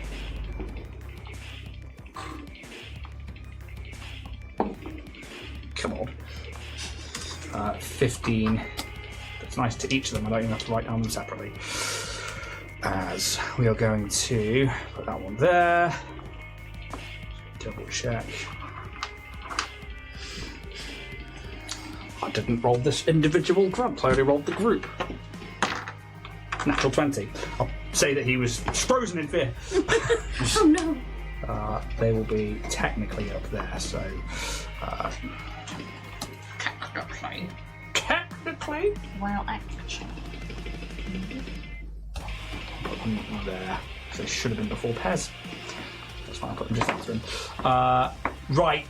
They all take a hefty amount. You like let loose with this queller, and you watch one of those nodes goes out, and that ley line moves up from the bottom. You get 3 charges on that per day, I believe, and that shows you that one of them is gone. But it isn't auto refill; it will just per day. It's a great, it's a really good item, a cone of coal, basically, just. Like that, it's great. They all like are covered in frost, like the other one just like freezes as they're like going to take a step and their leg shatters. They then go to the one knee and like they fall to the ground. Their face cracks. They're clearly dead and cryoed and frozen. Oops. And is that from TJ? No. Okay. Is that number 2 on the kill list now? Yep. Oh no. Rack them up. This guy. What happens on the moor stays on the moor. My guy's fucked. He's already taken a hefty amount of damage. Yeah, they've got a better one. So they actually will take some cover behind the monorail doors. No, they'll do it on. Yeah, they'll do it on that side. But they take out a grenade again, and they're going to launch it into where Junie is, because this one's got a slightly bigger radius. Junie, Bear, Aelinor, Pez all need to make reflex saves. This one is a higher save, it's a higher net. Aelinor passes. 16 and 16. 25. 16? Pass. I'm not. Pass. This is a Mark 2, 4, and 6, so that's 10, half to 5. Aelinor takes no damage, she dives completely out of the way. The rest of you take 5 frag damage as this one goes off and starts like peppering the ground and the area around. They then move into cover and try and bunker down. That's all they're going to do. And you can see them like hiding behind one of the seats, and they're already badly burned and pretty fucked. Very badly to speak of. If anybody can hear me! Aelinor.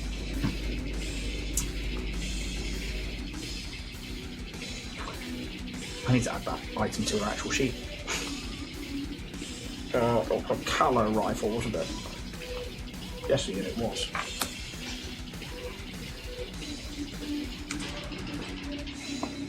Cascade. Add inventory. Inventory. Equip. It's really quick.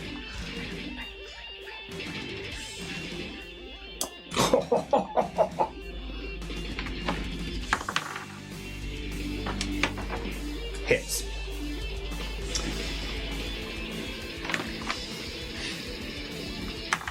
Six, 7, 8, 9. 20 points of damage as that deck officer, and she just, and it's almost like a gout of water leaves the end of it, but it's like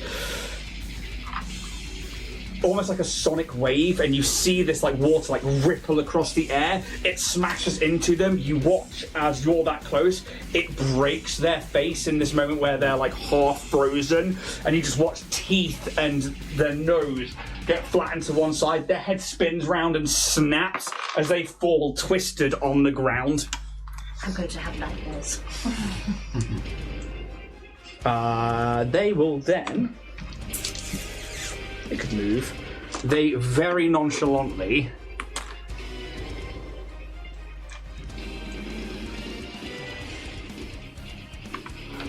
step into the monorail.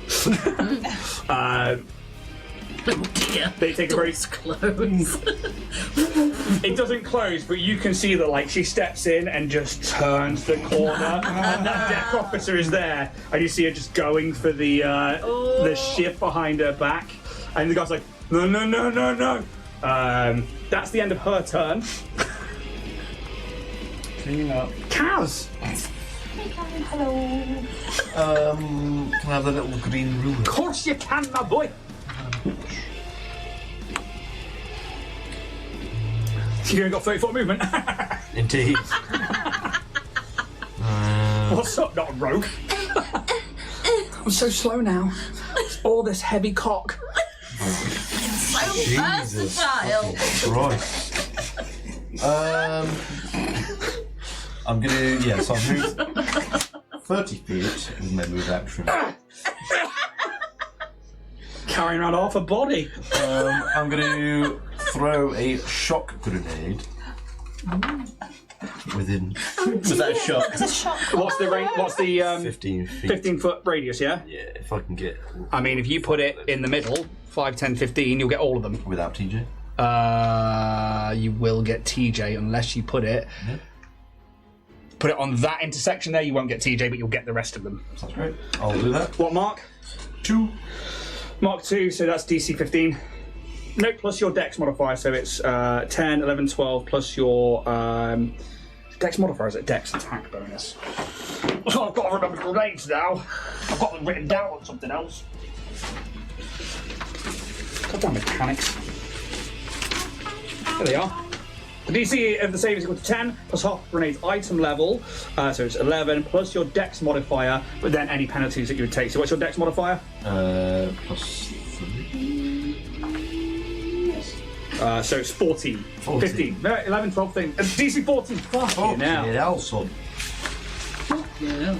That's a natural 20. Okay, so you definitely make AC 5 against the grid intersection. We'll start on the far right hand side.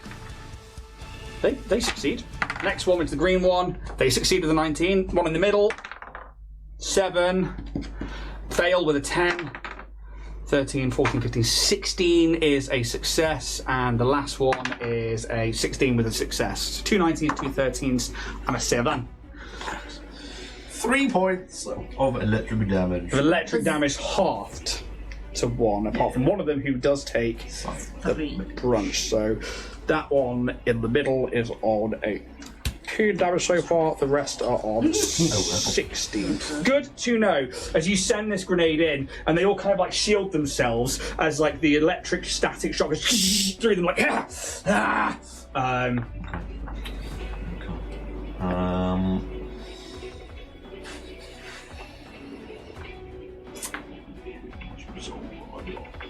Spend it. Spend it now. It's my turn. Excellent turn. Junie, Hello. Do the thing. you have your solar crystal back. So as far as I remember, it's a move action to activate that. Am I It right? is, Yeah. well, it's an interesting Because one. it's draw or sheathe a weapon. Yes, but you can do that if you've got a base attack bonus of +1. You can do that as part of a movement action. So it's almost you get a free drawing of the weapon, a singular weapon on a turn, when you go to move. So you can do it as part of a movement action. Okay, I'll do that. So she's going to draw her really cool solar spiky baseball bat. Not going to, obviously, I don't think I'm going to be able to get to I mean, anybody. 30 foot? 30 Yeah, foot puts you I've got next to this 30 foot. guy. Oh, fair enough, yeah. Okay. It will also put you next to this guy. Who's more? It'll also put you next to this guy. It'll also put you next to this guy. I think these guys are taken care of. She's. So you're gonna go over here? She knows what she's doing. So I'm gonna go and help TJ out, I think. This one here? Yeah, I'm gonna go up to that one. Tell us how it looks. Hello! Also, you were tuning. Oh, bollocks. Yes. So I think I might, because I keep attuning to the graviton, I think I'm going to attune to food. Is it photon? Yes. Yeah. That. How's it look? I don't know. Really cool. Really, really fucking cool. I think.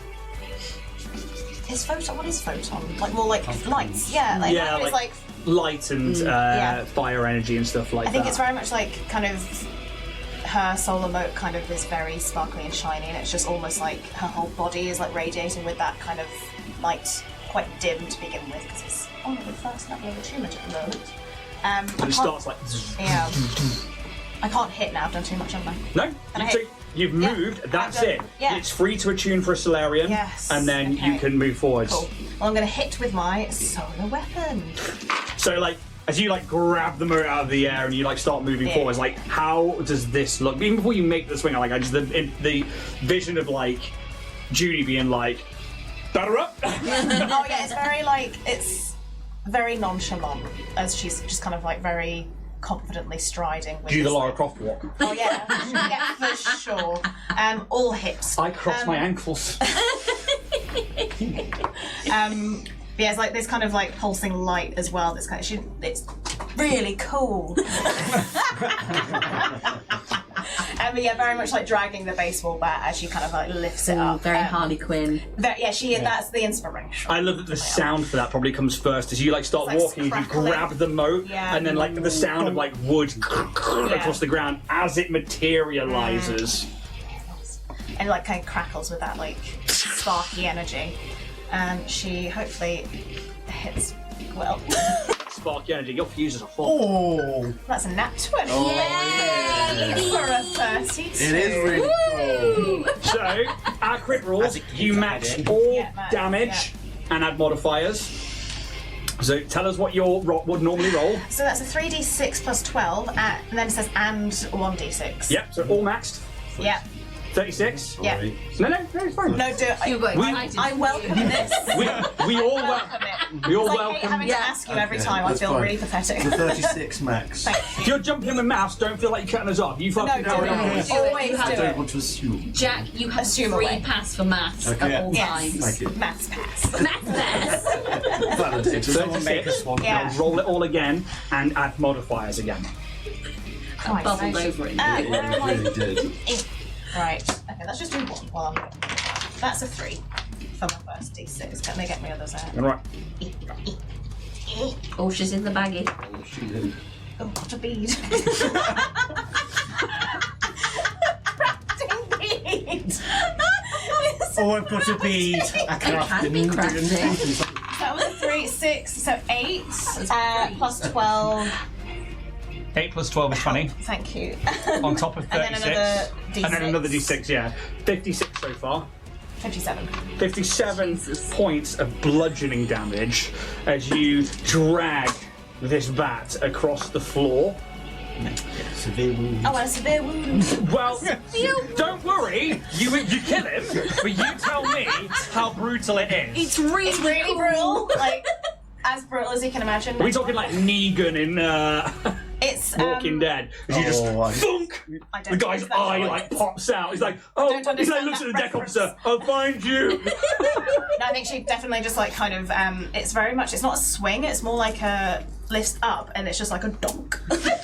A donk, and his head just. So it's not even that his like head like fully like splits apart because obviously it's a bludgeoning weapon. Well, yeah. But what happens here is you come in and you are just like bonk time, but you go Bonking down. me want snoo snoo.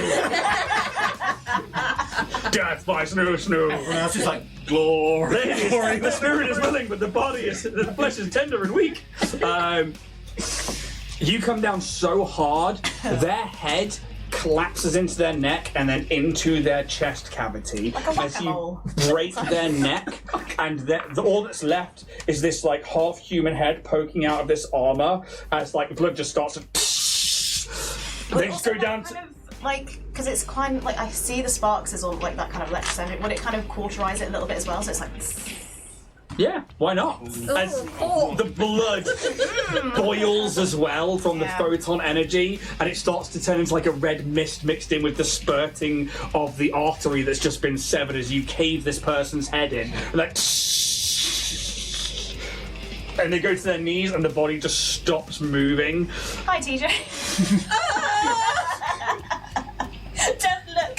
57 points of damage on a hit. That's Fucking mad. lovely. What a turn. Powerful. Pez, you watch A member of the law. No, Brutality. I think Pez is kind of just looking at like the burn marks where the baseball bat's gone on, and he's just like watching the blood as it comes up, like almost like fizzle out like fireworks, like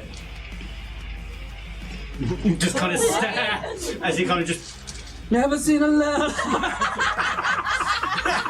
just the lights as it like explodes behind just highlights her hair. Swishes around in slow mo. Everything's slow motion. It's like a blood sweat. I love that you were like this.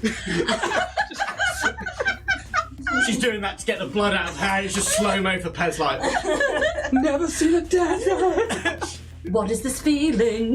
deep inside of me as he locks and loads as his move action. You have to reload the rifle as a single shot. yeah. So move action, you reload. And then aim up for the one on your far right. This one, yeah. Yes. Nearly made a very inappropriate joke at this guy. He's wearing a long black trench coat. 24. He deserves to die that one. 24 hits! 6, 1, 3, 10 points of piercing damage. How'd you kill that one? I think it's kind of that moment of kind of like awestruck that I've just watched. Junie seems like just literally cave someone's head in, like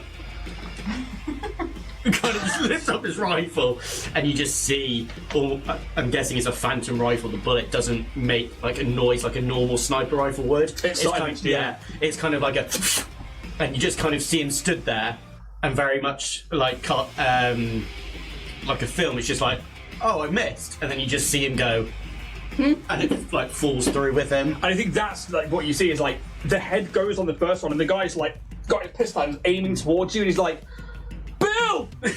And it's just as literally as he's like looking to say Bill, it's just like, and it goes through his temple out the other side and he just caves in on himself. Yeah, he's dead. Yeah. Move action, what's next? Bear's going to move up to TJ. Yeah, easily.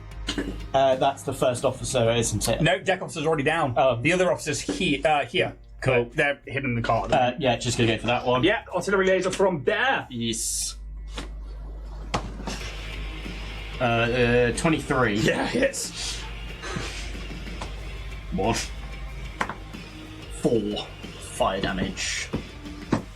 That particular one.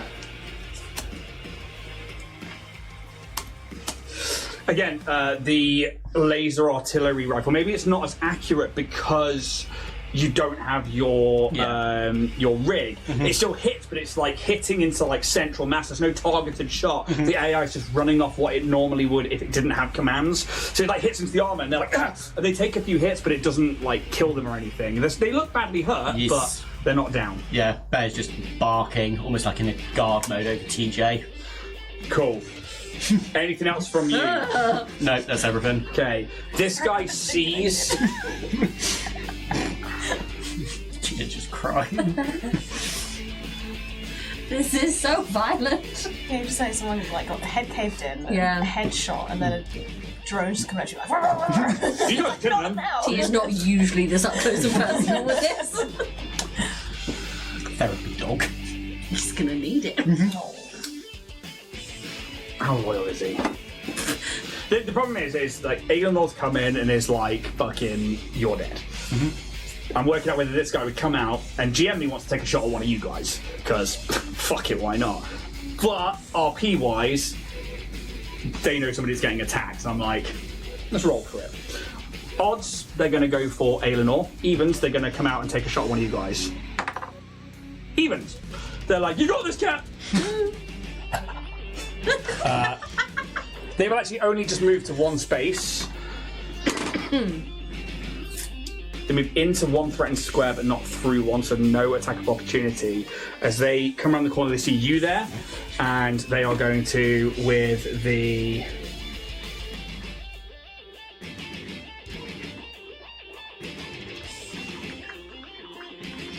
Yeah, we'll just take a shot with the pistol.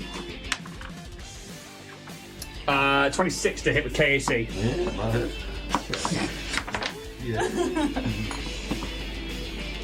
Only 4 points of piercing damage. Is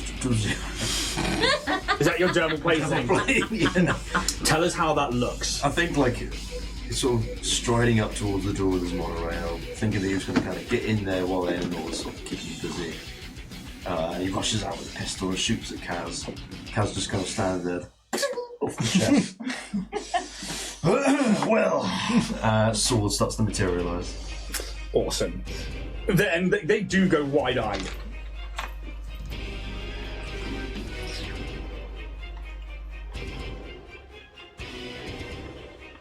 The other grunts run. No, they're going to run in. So, deal with that drone! First one's going to run up to Bear. The other one's going to run up to Junie. The other one's going to run up to TJ. And you see that they draw these tactical swords out. Or long swords, even not tactical swords. Yeah, let's. First one goes to like strike down on Bear. 13 against Bear's KAC. No. Second one on TJ. 22. Yep. 22 KAC. Perfect. Thank you very much. Merch. Merch. Merch. Buy merch. Buy now. Call now. Now. Dragonborn Industries. .com. It's gonna be yours for Always $9.99. We always com. Sometimes first, sometimes second. Sometimes But never third. Sometimes not at all. 8 points of slashing damage as they slice into you. And the last one against Junie. Hello. Ooh, 27 against KAC. Yeah, hits. 10 points of slashing damage again as this one comes across like, you killed my mates! Yeah. That's their 3's action. They're dead. TJ. Move action to take out my microphone. I'm just kind of We surrender! clasp it, and I'm not going to put on again, but I think he's used to like using it in that way. So he's just like, I like mean women. I like soft men. Sometimes I need to be alone. And try and get my attack on this dude. It's a natural 20. Yeah. What are you attacking with? My microphone. So this is the sonic damage. This is. So this is a ranged shot. Oh, it'll close. be disadvantage, won't it? Nope, I get an attack of opportunity Oh, on you that's 'cause fine. different. He's in panic. He's not thinking. Hit with a 19 plus 8 for a 27. Yeah, it's fine. With the sword, it's like, the foot slashes down. That is 9 points of slashing damage. Fine. And now you can So that's resolve. going to be 12. We rarely get to do those ones. 17 points of How'd you kill him? sonic damage. I just think like the eyes bleed, ears bleed, nose bleeds, as he just like the sonic just rattles this man's brain, and What the fuck? And just everything is terrible. as his head doesn't explode, but there is definitely a pressure buildup from that sonic. It almost, you can see like the sound waves in the blood as it's coming out until they go like spots when you pop them, just out of like the nose and the corner of the eyes and the ears. You go, tss, there's like a little like brain mush, and they just fall forwards and just land at your feet. Anything else from you? Cry. Number 3. Number 3. This guy is like, no. Like he's like looking out. He's panicked as Aelenor's come in. He's like, fuck you. He will take a guarded step, and then is going to.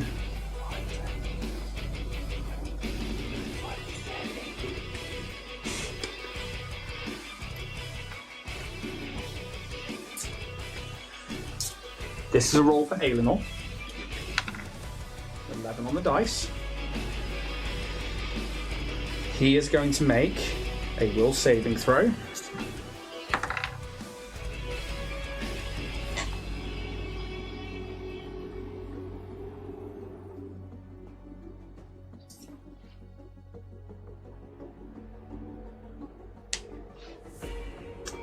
They are terrified. And they are just like, no, no, no. And they start to like scramble and run. And you just watch the rest of you as out of the other door, they're still trying to like book it. They're like tripping over their own feet. And you can see them like reaching for their data pad. But in this moment, they are too scared to do anything else. Kaz, you're up. Yeah, I will create the sword as I was going to. I'm just going to move up to the guy that tried to shoot me. Actually, am I 10 foot already? Yeah. Well, hang on, because that's... I did a measure. No, you would have to move 5 foot. Okay, that's fine. Because as it's materialising, you just like point it towards them and it's like... Yeah, I think so. Absolutely. I think just like you're next sort of thing. And then as I get in range, I'll just take a sideways slash at him. 22 to hit. Oh, for sure. Oh, for sure. For sure to be sure. Pissing my lord. 24 points of slashing damage. You tell me how it goes. I'm just like straight through the torso. You see some like his gear just like sort of tear apart and fall to the ground before he does. And it just falls to his knees. Maybe falls onto the tracks for the monorail. It goes down between the gap. Like he goes down and then like his body bends in like a really horrible way, and all that's sticking out is like the backs of his feet, his head, and he's almost like a U shape. Like a pretzel. Very much like a pirate pretzel. Pirates are pretzels. Little pretzel. Anything else? Can I move within 10 foot of the guy that's like Most an likely. extra 5 foot, I guess, or 10 foot, yeah. Yeah. I'll just wait for them. Okay. Junie. Hello. Did I see Mr. Fella over here? Everybody saw it, and like I Go think for he's. stage 5, yeah. He's like, no, no, no, no, and he's being quite vocal, and he is screaming no. You can see he's like fumbling, he hasn't got to his data pad. You can give me a sense motive. I'm assuming he's going to call people, but... why not? Ghostbusters. You can assume what you want, but... Yeah.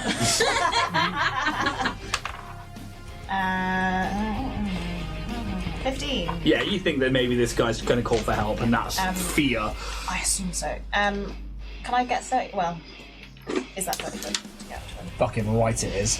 I'm going to... Step Yeah, back. very much just step over all the bodies, very just like not even looking at them. Yeah.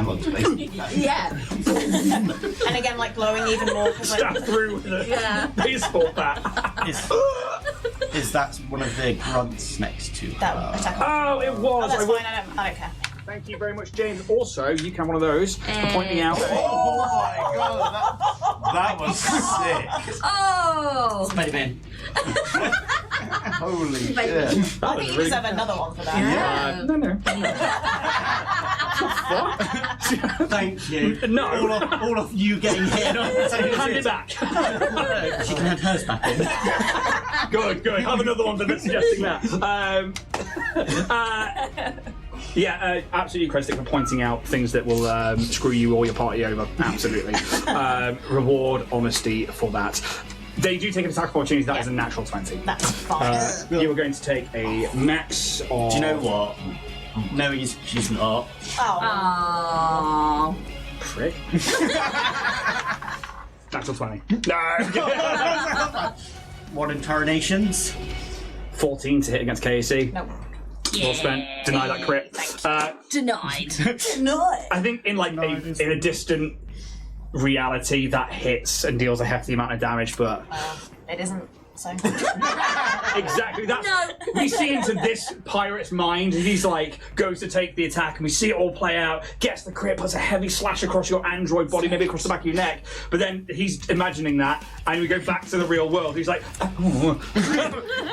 She's already gone. Look, Yeah. gone. Yeah, I think she's like walking over to this guy, like the photon energy is like just getting kind of pulsing like brighter and brighter This'll be again, it. as she's just dragging it. Just trying to like really up the kind of intimidation because this guy looks scared as fuck. yeah. This is also your third attunement point. Third, is it? Is it? Is it? No. Judy, just So say no, that. it's the end of round two, isn't it? Second, yeah, it's just Yeah, one second sorry. again. Here, bada, Swing, bada bada. Right, yeah, she's going to kind of bring it up and almost like hold it with two hands and just go. Try to anyway. The podcast listeners, what's the action?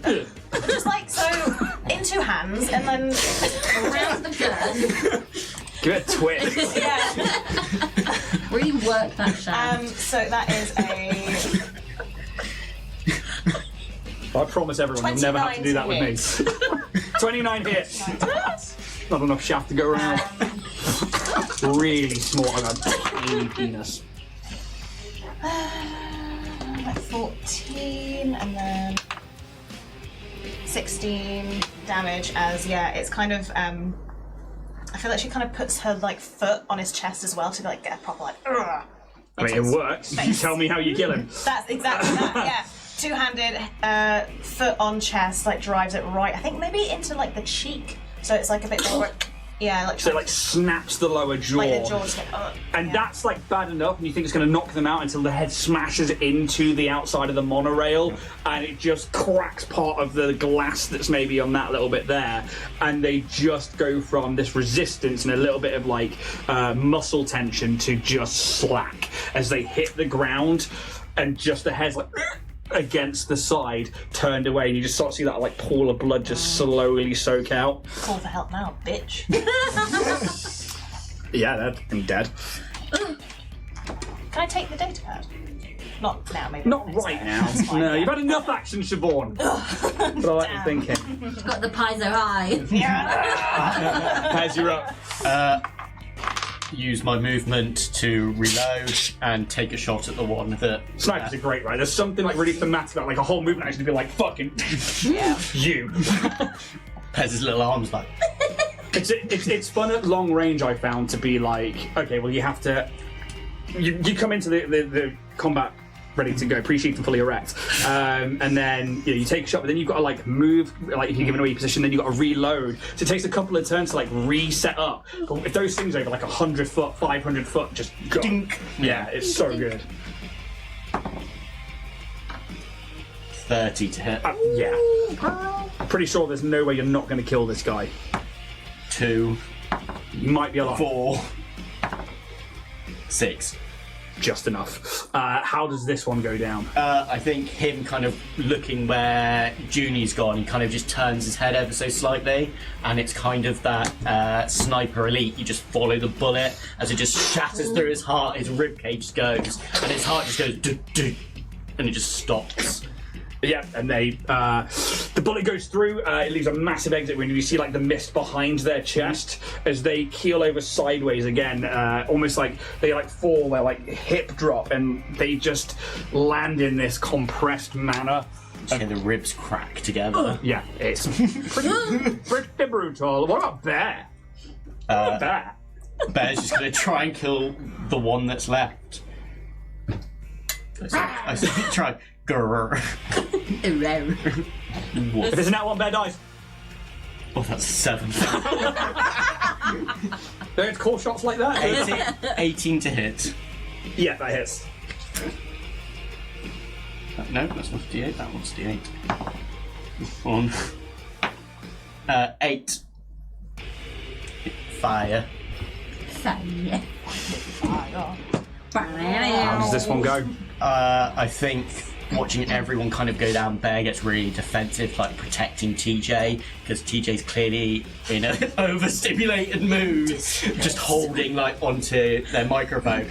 But it just starts barking and barking till the laser like almost amplifies with the bark and just lets out this kind of like woof as the air separates.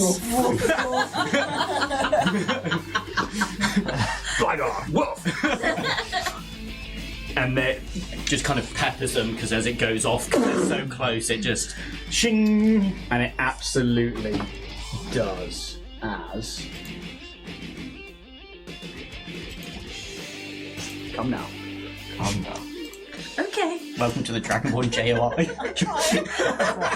As this last body hits the ground, and although you've made a lot of noise, everything goes quiet again. We're going to go to break. Yay. We'll see you in 10 minutes. Hello. Welcome back to part 2 of episode 91 of the Dragonborn Industries Starfinder podcast. Orion's hope. Correct. 1 Cheeky point. Jack. Yeah, right.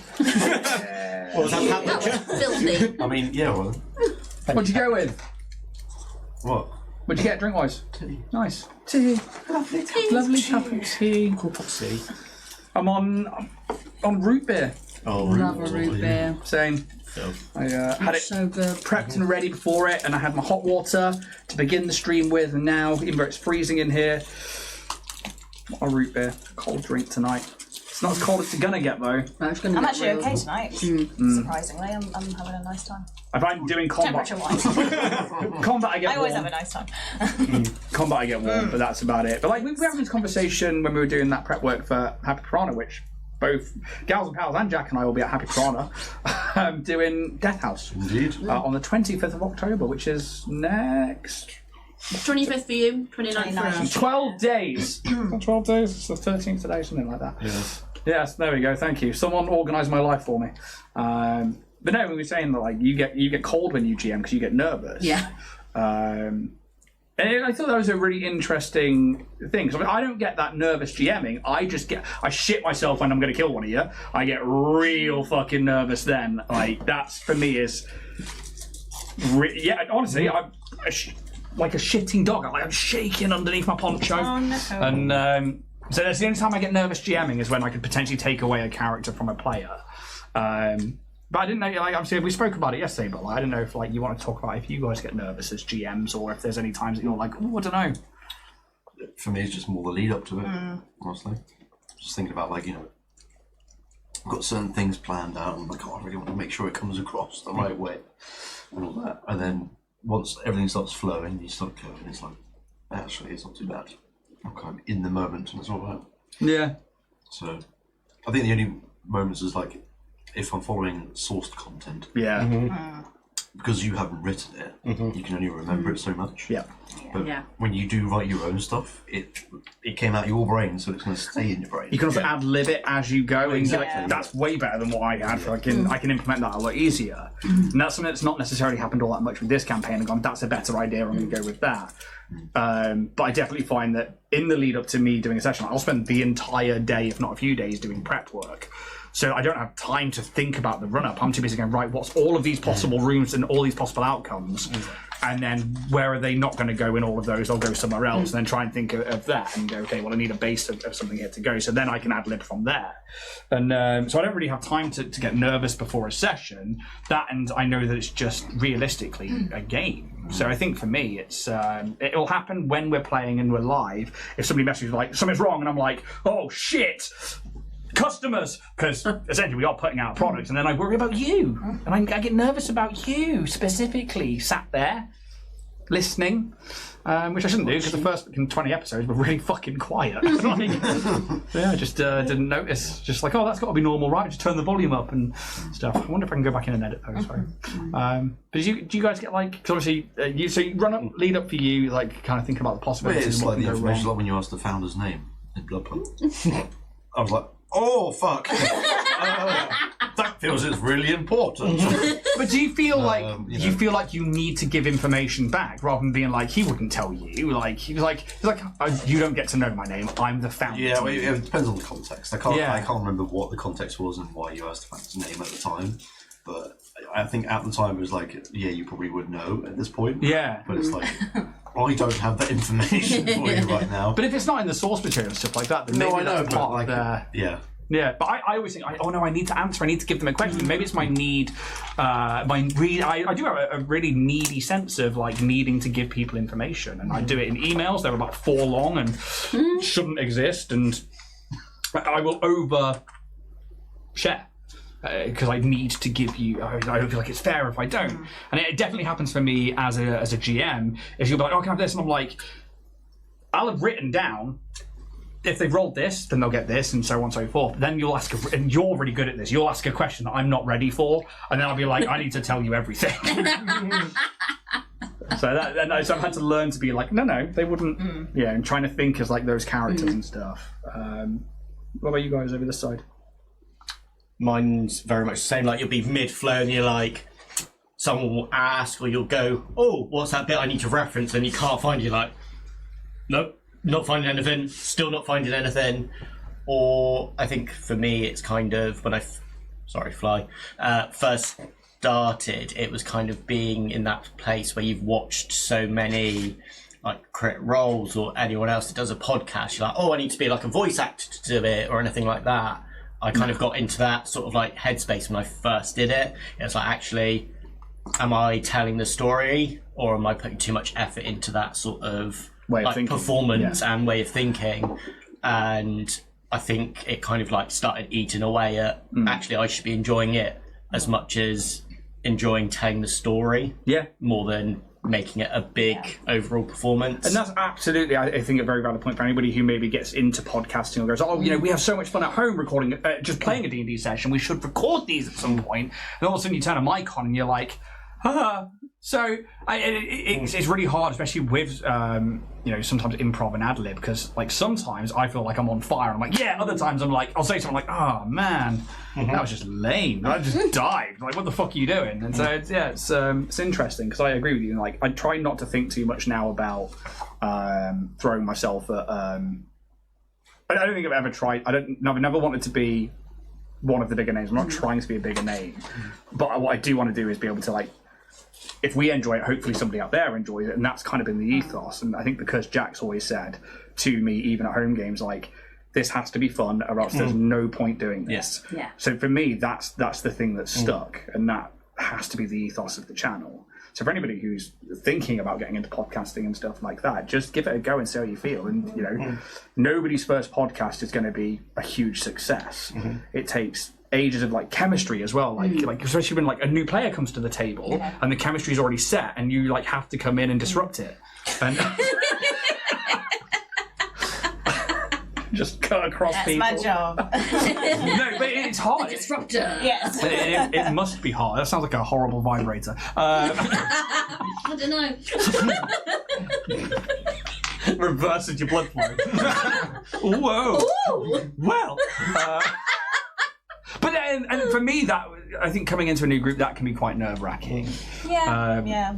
Especially one that's then also performing, and obviously, like, you know, you came into Bloodpunk, and you've been doing that for a while before you came onto Starfinder. Obviously, then a new system on top of then joining an already crew. That must have been, I don't know. It's, because I get panic when I can't find things or don't know what I'm doing. That's my panic in GOing.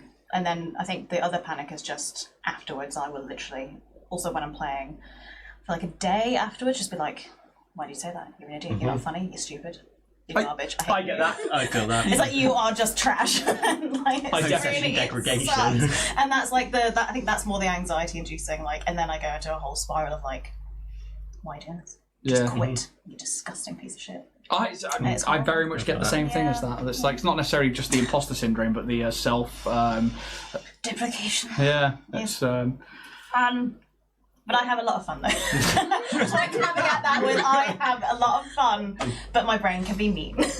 Yeah, I think that's very, very true, and I think that's definitely something I love being open about. And hopefully, again, if one person is thinking of doing it and they hear those words and go, yeah, cool, then I can do it, then happy days. It's like with the whole like finding thing. I think the best piece of advice I ever heard was if you can't find a rule and it's, you know, you need to crack on, just rule in favour of the player and then sort it out afterwards. Absolutely. It's not going to ruin the game if you can't find it. So realistically, we should jump back in for this part 2 of episode 91, Starfinder. Begin. You guys obviously go into the cargo hold and you have a play around with some buttons. Yeah. Should we go back? Yeah. Should we hide the bodies first? Chuck them on the monorails. Yes. On the That's tracks. what I was thinking. Yeah, on the tracks. On the tracks. And obviously, you clearly alerted somebody to your presence there, but they didn't necessarily come from a local area. They obviously came from somewhere on the monorail. You're not sure what that is at this point and how they knew that something was going on, but clearly alerted. This combat breaks out. Aelinor rushes in to take out one of the deck officers, and you guys lay waste to these guys. They were not ready for how powerful you were, especially with your gear back. Yeah. And you stand there now, Covered in blood. in the monorail, knowing that in the next minute or so it's probably going to start making its journey. It has to finish its journey to the front cargo, to the front hangars, which for YouTube and Twitch I will bring up now. It has to finish its run to the next station, which is the forward hangar bays, and then it will start making its way back. It's probably at this point that Aelin will say, chances are we're in the middle of the night shift by the looks of things and the quietness around here, which means that somebody shouldn't be coming back from the forward hangar. There should be an engineering crew and a couple of deck officers for each one of those hangars, unless somebody is injured or making their way back to medical. My advice would be to let it go there and then come back. Absolutely. If you're on the monorail and you turn up there, chances are someone's going to see us. Yeah. Sure. But I'm not. And she just looks at and I think at this point she's come back out and is down near the other doors where this other deck officer has been killed by Junie, and she puts her foot onto their shoulder and rolls them back away from it, and you just see this half crushed jawline. Such a pretty face. And then I wouldn't mind taking out a few more, but I appreciate that maybe you don't want to draw some attention to yourselves. Probably not the best idea. No. Can I take the data pad of the head honcho of this group, please? So there are two of them. There are the two deck officers. There's the one right by you, and there's the one right by you. Because and that was the first thing I was going to do, just grab that data Yeah. pad. you absolutely Grab can. the pen. Yeah. Can I have a look to see if there's any kind of orders where they've come from? Yeah.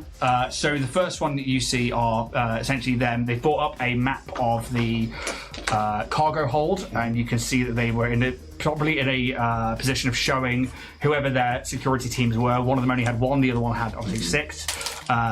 Where they were probably going to enter, where they were going to look. You see probably some pings near the central control. And actually, you would see that central command that can move is in one position. You're okay, so they knew where that was at that point. There is also an automated. No, it wouldn't be automated. It would be a order message that comes through that says something along the lines of cargo being moved from my stock allocation, and then it would have. I've got to look at the items now specifically. I don't remember who rolled which one it was. It'll be from a particular member of the bazaar, and it'll have a crate number on it or something like that. And you can imagine that basically this must have been allocated to somebody's stock within the black market area. It's been moved without them authorizing it or taken from it, and they're like, right, somebody needs to go check what that is, and this is probably the security detachment that's been sent to go check on. Sure. Because it could be that the quartermaster's gone, no, actually, we got that wrong, we're going to take that back. Yeah. But they want to check because it's middle of the night. Is it Send a worth message. sending a message back? Everything's fine. Blame the 2 guys that are killed. I was exactly going to do Yes. that. Yeah. Can I send back a message being I'm gonna have a little look at past messages to see how this guy writes. Yeah. Give me sense motive. Sure. Little hearts above your eyes. Emojis. Everything's fine. Smiley face. Nothing to report here. How are you? It's a 30 from a 9. Yeah, very straight and to the point. This particular one is called Olaf. And they Like warm hugs. they don't say that in there, but maybe they do. Get the vibe. You get the vibe that they probably overshared in their messages. But not Go to therapy, all. But you can tell that they're a little friendly. They're not unprofessional or anything, but they're very much like, yep, we'll get on it. I'll put a team together. Okay. I'm going to write back. Situation clear. 2 idiots got greedy. Fell afoul of the system itself. No need to worry. We'll sort everything for you. Excellent. Goes to send a gift of cat on skateboard. Goes, no! No! it's not. It takes a few seconds before a message comes back, and it will say, "Good to know. Good to also know theft still won't be tolerated. Thank you." How long do we have until they realise? Probably till morning. Hopefully, we'll just we'll see. Yeah. Does everyone want to grab a data pad in case we can't get ours back and we can wipe these ones? Good. Sure. Yeah, well, basic data pads. Yeah. You can re-add those to your character sheets, but they are very basic. There's a simple comm, simple flashlight. It's very much level 1 style data pads. Main things that come in are orders. There's no like private messaging or anything like that. And these ones, the team, clearly a detachment for a security detail or whatever. The other one obviously is a singular guy and a singular guy. But I mean, if you are grabbing that data pad, you can look onto it. Same similar message. You'll see from somebody. It will say, "Stock being reallocated, sent back to cargo. Not authorized. Please investigate." And it's very, very formal. Yeah. The response back is very informal, very like, "Oh, it's probably just one of the sewer rats or something like that." Very much doesn't really give a shit. I'll grab someone and we'll go have a look. And that's the end of it. Cool. I think, should I just send Is it from the same person? Is it, or yeah, different? No, very different vibe. Okay. So it may be different, maybe. I think, because is this in regards to just generally the whole cargo area, like just everything we're messing around with? Specifically, probably one of the items that you guys randomly hit buttons on. Probably, if there's like a whole area dedicated to a black market and being a bazaar, that's essentially like an entire market district that you imagine, since it's on the what would be the starboard side of the ship and has like an exterior bazaar. When they dock places, people can board that area and go shopping for black market goods. So they're a portable shop as well as a quartermaster's. Ooh, you should say, was the sewer rats. Yeah. Don't worry. Squashed. All under control. Something like that. Yeah.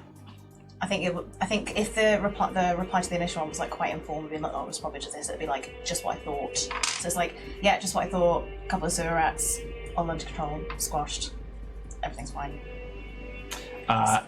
No kiss. That was Yes, Junie. You send it off. It takes like a moment or two for something to come back. Good. Jardaloon doesn't promised us safety with stock allocation and selling. I don't like it when the crew try and take things that don't belong to them. Something like that. Yeah. Hashtag same.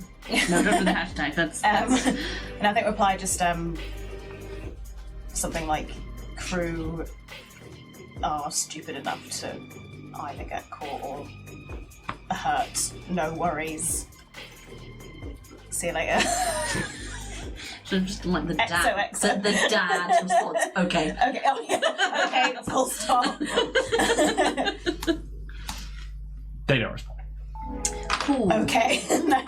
Right, shall we wait for the train to go that way, and then when it comes back, we jump on? Shall we put some of the bodies on the Yes. tracks? Have a bit of a clean up while we wait. Yeah.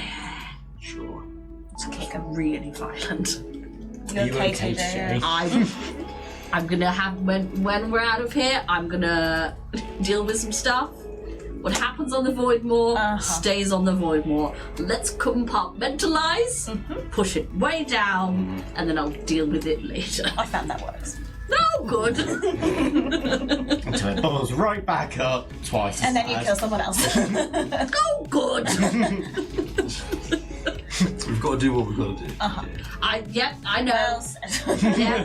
Still, breaking a real intense moral code I've been clinging to. But it's fine. Everything's fine. Yes, it is. Should we get rid of these bodies? Yeah, I think just kick him. Just kick him. All of them. The body just like shifts ever so slightly. Just hovers. Yeah, I think just pop them onto the tracks. Did you guys want to grab any? Are we gonna loot the bodies? help. Just something to make you Have they look got any less. keys? Yeah. Any security cards? Yeah. Credits? Useful things. Credit well. cards. Credit card. Can we loot the bodies, please? You absolutely can. Perception checks all round, please. That's what we do. Oh.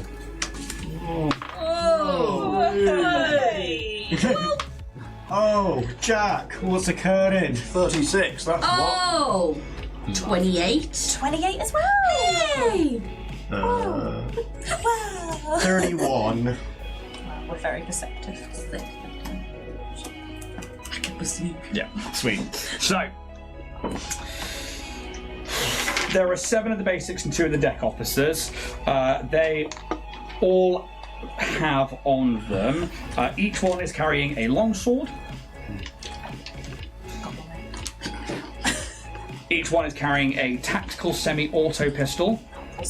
There is a total of, there would be 2 each, but 3 of them use theirs. So that's 2, 4, 6, 8, 9, 10, 11 incendiary grenades. 1.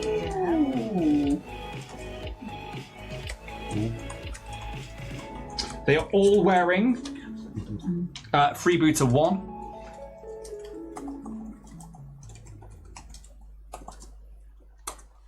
And the others are carrying the 2 deck officers. There is 3 frag grenade 2. A Thunderstrike sonic pistol, there's 2 of those. And they have tactical dueling swords.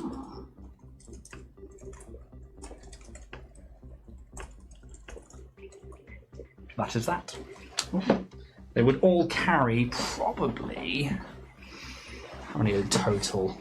So 1, 2, 6, 7 grunts, probably, I will say 500 credits between them. Then the deck officers, another 200. 700 credits. Any health potions or health serums, I should say? No. Yeah, how's everyone looking? I'm dandy. Absolutely Yeah, I'm alright. fine. Yeah.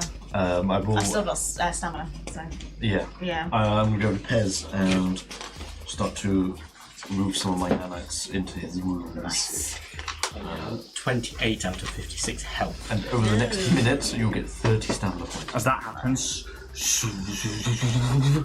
the monorail starts heading off up the track. You guys are left back in the quiet station to continue whatever you're doing. How are we divvying up the loot? Shall we worry about that later? Yeah, we'll sort that out Yeah. later. I'm just gonna stim myself. I'll use. I will use a Mark 1 for that one. Using Mark 3. Come on, Hephaestus. Is there a way to is there blood all over the floor? Is there a way to clean it up? With the bodies. Just wipe them. Yeah. Because while you're doing that, I literally might as well try and do something. Is there a janitor's closet anywhere? Give me a perception check. That's a fucking nat 20 for janitor's closet, please. You know that there should be like automated droids that need to be activated. Chances are the deck officer datapads might have access to the local systems, and there should be like a cleaning protocol. You can give me a computers check. That's a bit shocking, isn't it? 19? 19? Yeah, I think you go into it and you can find this room signal and you can activate the cleaning protocols where you see like a small array of droids, like little Roombas. Like the ones in Wall-E, where they're like on the little tracks. Come out. They're not on tracks. They're all like, there's a couple that are on their own like tracks, but there's also ones that have like grabber claws, ones that's like a little sweeper, and they come out and You guys dispose of the bodies onto the monorail. It's like grimy underneath it, like very much like London Underground. The whole rail itself, there's like a drop beneath it. So you just like throw the bodies in there as these droids come across, and they're like scouting around for litter and stuff like that. And so one of them with the sweeper like finds the blood, and they're trying to like sweep the blood up into themselves, and they fill up very fast, and they like disappear off, and they come back, and they're still dripping blood out from beneath them, and they go back and try and clean up the second part of the pool. But you do activate it, and eventually they will clean it. But... How delightful. Well, it was eventful. Yes. Yep. Yes. So, quick jaunt to the engine room, see if we can find your custom rig. Yeah. And then where to after that? Well, potentially the... Should we get into the AI room? We did.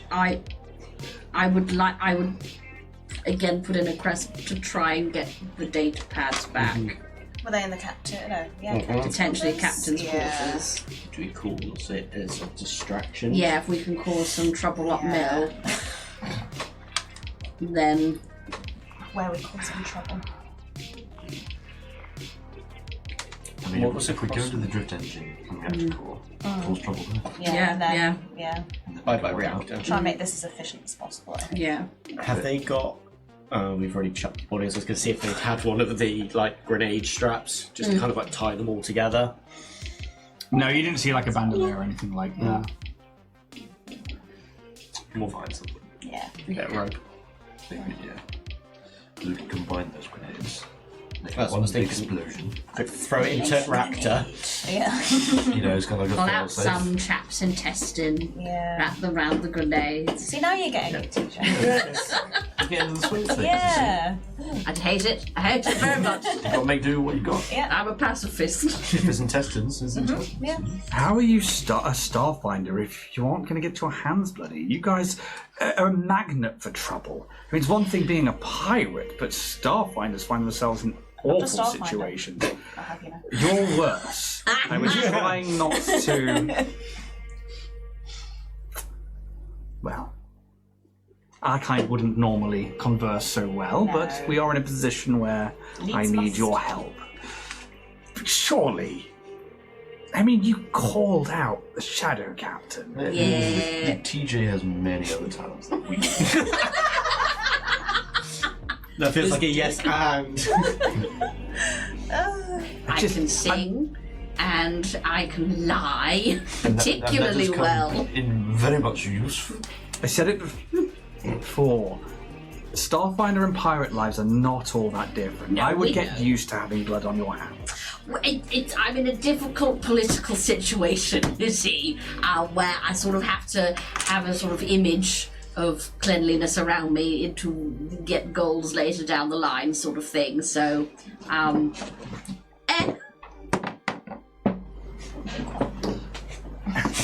Sure. I'm running for mayor. Seeker. Jesus. Mayor of what? Absalom Station. Right? That's not a position. Yes, it is now. There's been a whole change. Should A we lot of shit's gone down. And they kind of, she like looks at Kaz and Pez and Junie like, what? I don't know. I've only known them for 4 days. If that, yeah. Yeah. Right. Well, Don't judge look at our me. practices, okay? I'm just holding on to Bear's ear. Blood. You kind of like that though, Kaz, right? I don't know, I thirst for blood. come on. I don't think, oh yeah, I can kill some people. You But when the know, opportunity presents itself, I have You a don't mission, shy I have a away. mission, and I will complete it. You have to be, That's so efficient. if you have to do something Is it- bad, be good at it. Yes, but I have to agree there. I'll see no more. Anyway, where's this bloody monorail? And it is like an uncomfortable few minutes now as you have to wait for it to come back. I think Eleanor does regress into themselves a little bit, but if you make comments, they do like to have like little picks at them, and they like to almost like if you say something, they'll find a thread and they're like, I'm just going to twinge that. I'm just going to see if that gets a reaction almost. And after a few more minutes, eventually... Eleanor G, I think you're swell. And you really do me well. You're our pride, joy, etc. Everybody! I do hope you've not had to be on quiet missions. No, that was only when I was on my own. What? Pez is there, just sat on the floor with Bear, like, on its side, just watching the little drones at work. Like, Yeah, you would think you're very used to yeah. these kind of things. They are like base drones, but they are cleaners. Like they're all over Absalom. They're like porter drones. Missions on your own. Oh, before I was with this crew. What were you doing? What, you a Starfinder on your own? You were a special agent? Were you Something like that, yes.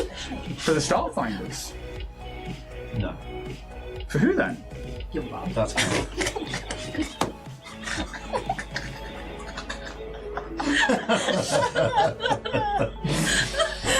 Oh, Christ. I'm afraid that's classified.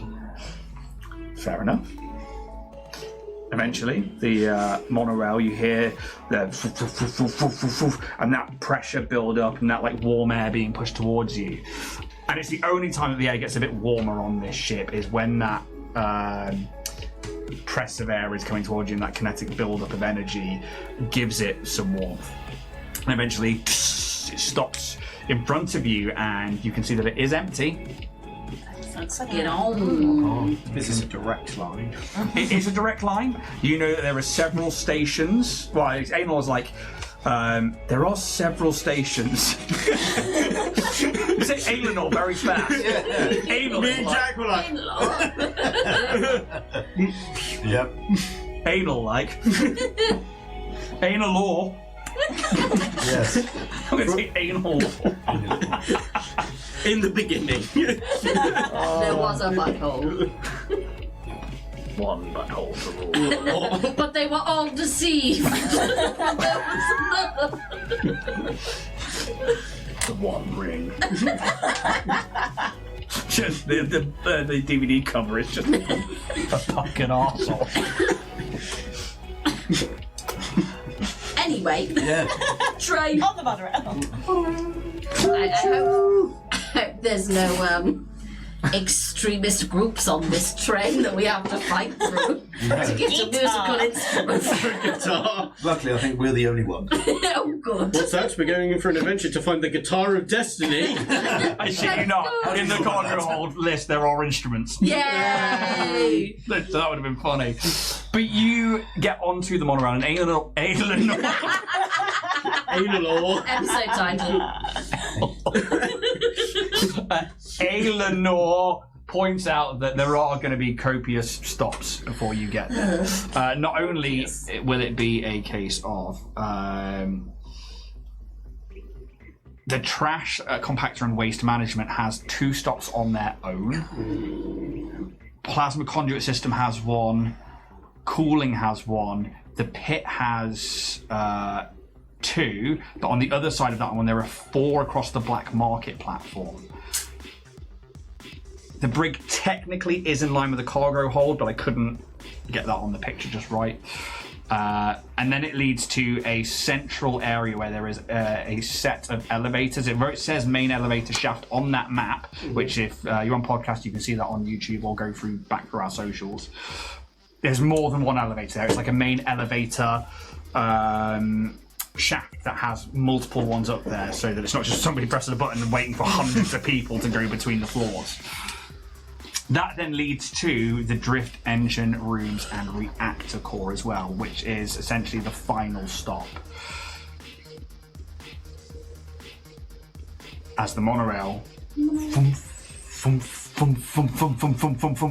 starts to pick up speed and you guys start making your way towards the back end of the ship. We need to make some rolls. Oh.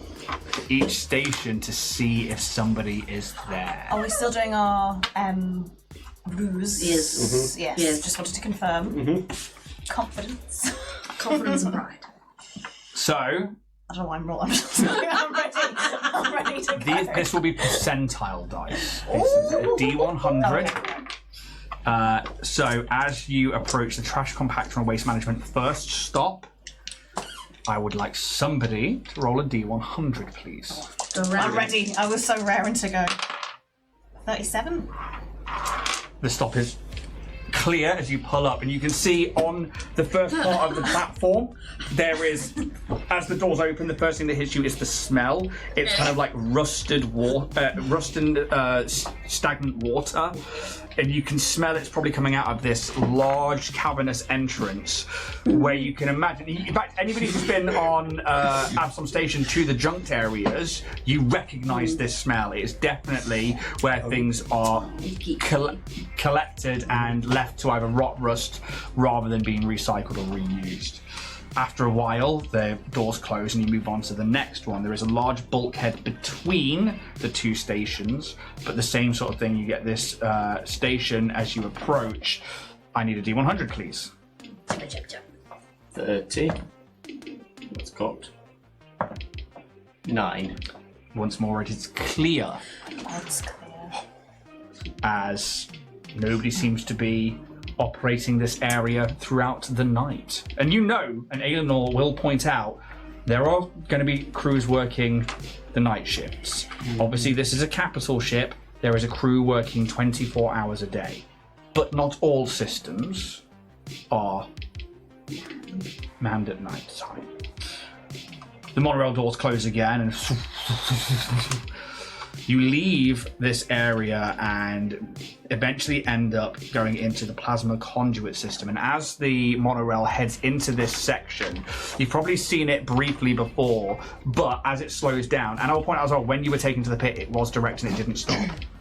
This time it is stopping. You see these glowing red pipes above the actual tube line, essentially, and you know that plasma must be running through them.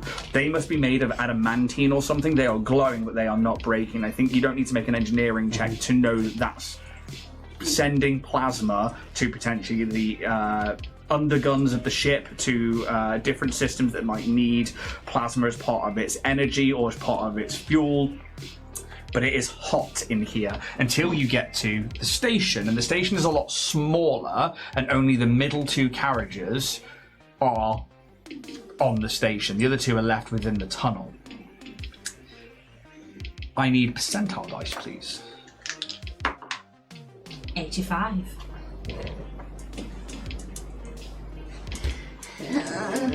Which means we have to make a roll. You imagine this is probably manned. So.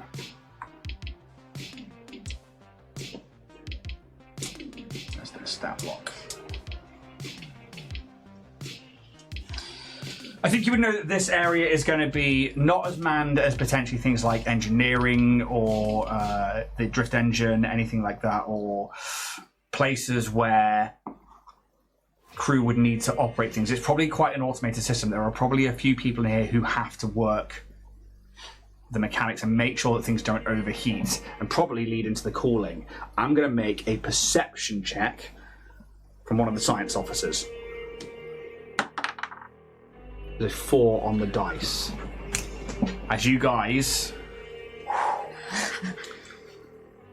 Sneak away into the empty carriage. Well, actually, if you want to make a stealth check to like hunker down and like hide behind seats, you absolutely can do. Will that make it seem more obvious if we're trying to hide, though? Or... Sure. Because I was saying, I have a DC set, by the way, for perception. I'm not going to tell you what until the very end, but I do need to check. So, going around the table, please. 22. 35. 29. 29. Oh, look at us. 20. Decent average. So I'm going to give that one. It's TJ Cena. Where did you get the spandex from? Always in spandex. Lowers the DC. Yeah. Well, heightens the DC for them, but using their actual stat block makes it worse for them. I think as you guys notice, maybe there is an area of steam that, and you see somebody run across with an electro wrench, and they're like holding onto it, like shit. And then the monorail pulls up, and they look over their shoulders. You guys quickly like dart down. For a second, they're like. And they carry on with their work, and you probably see like a Yostoki sweating like under their fur as they're pulling down on this set of nuts and bolts to stop the steam of the plasma from bursting out. Next station as cooling. Hello. You pull into a station that Unbelievable. It's unbelievable. That's the limit with you? Oh. Everything else I could see coming, but that I couldn't. It was so tame. That's what it takes sometimes, you know? It's just. It was so stupid. Anyway, cooling. Yes. Oh, sorry. That one would have also had Black Market 1 as well. I need a percentile dice for that. Go, Jet. Go, Jackie. 9. Absolutely fine. Cooling and monorail and Black Market Platform 2. I need 2D100s, please. So I'll do one. Let's go round back around again. Yeah. Shut down! Just step out! 83. Step out! Step out! Step out! You think you'll be just fine without being but you're mine! Real rock. Yep. Yeah. How can you kick me? What is my name? TJ singing it as we come out of the right. 5 on my dice. So, 5. Oh no! Oh, it's probably good. you pull into a station where one side you see these large pipes that clearly have water being pumped through them. The area is somewhat damp and humid, and the steam is rising from vents on one side of the station.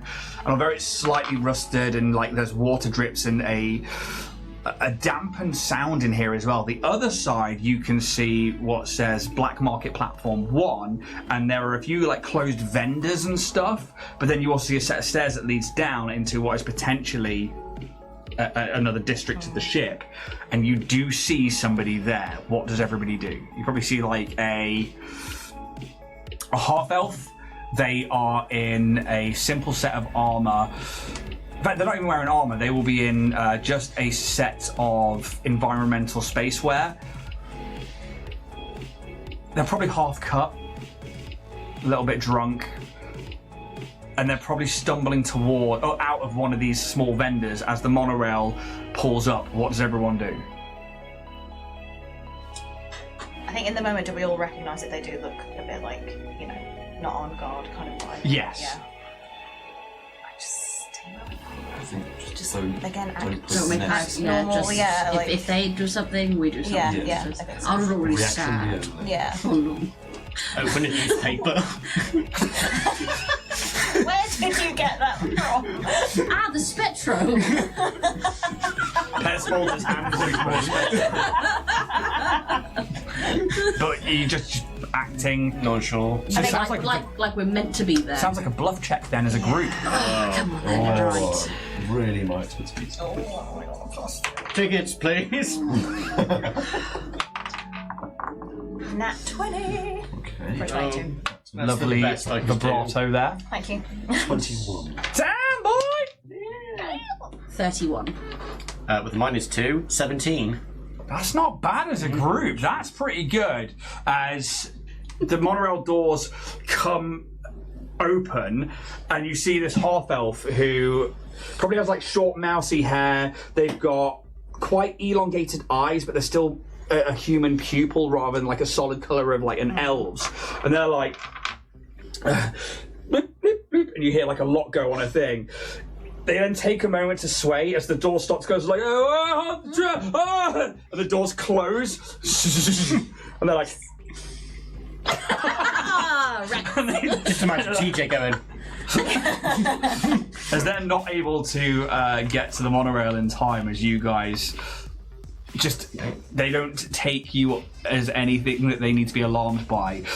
We move to the next one, which is Black Market 3 and the Pit. So I need 2 D100 rolls, please. So you will be Black Market 3, you will be the Pit 1. Pit 1. Oh. 96. Okay, cool. 73. 73 is absolutely fine. 96, however, on the Pit side of things, there is Thunderdome tonight.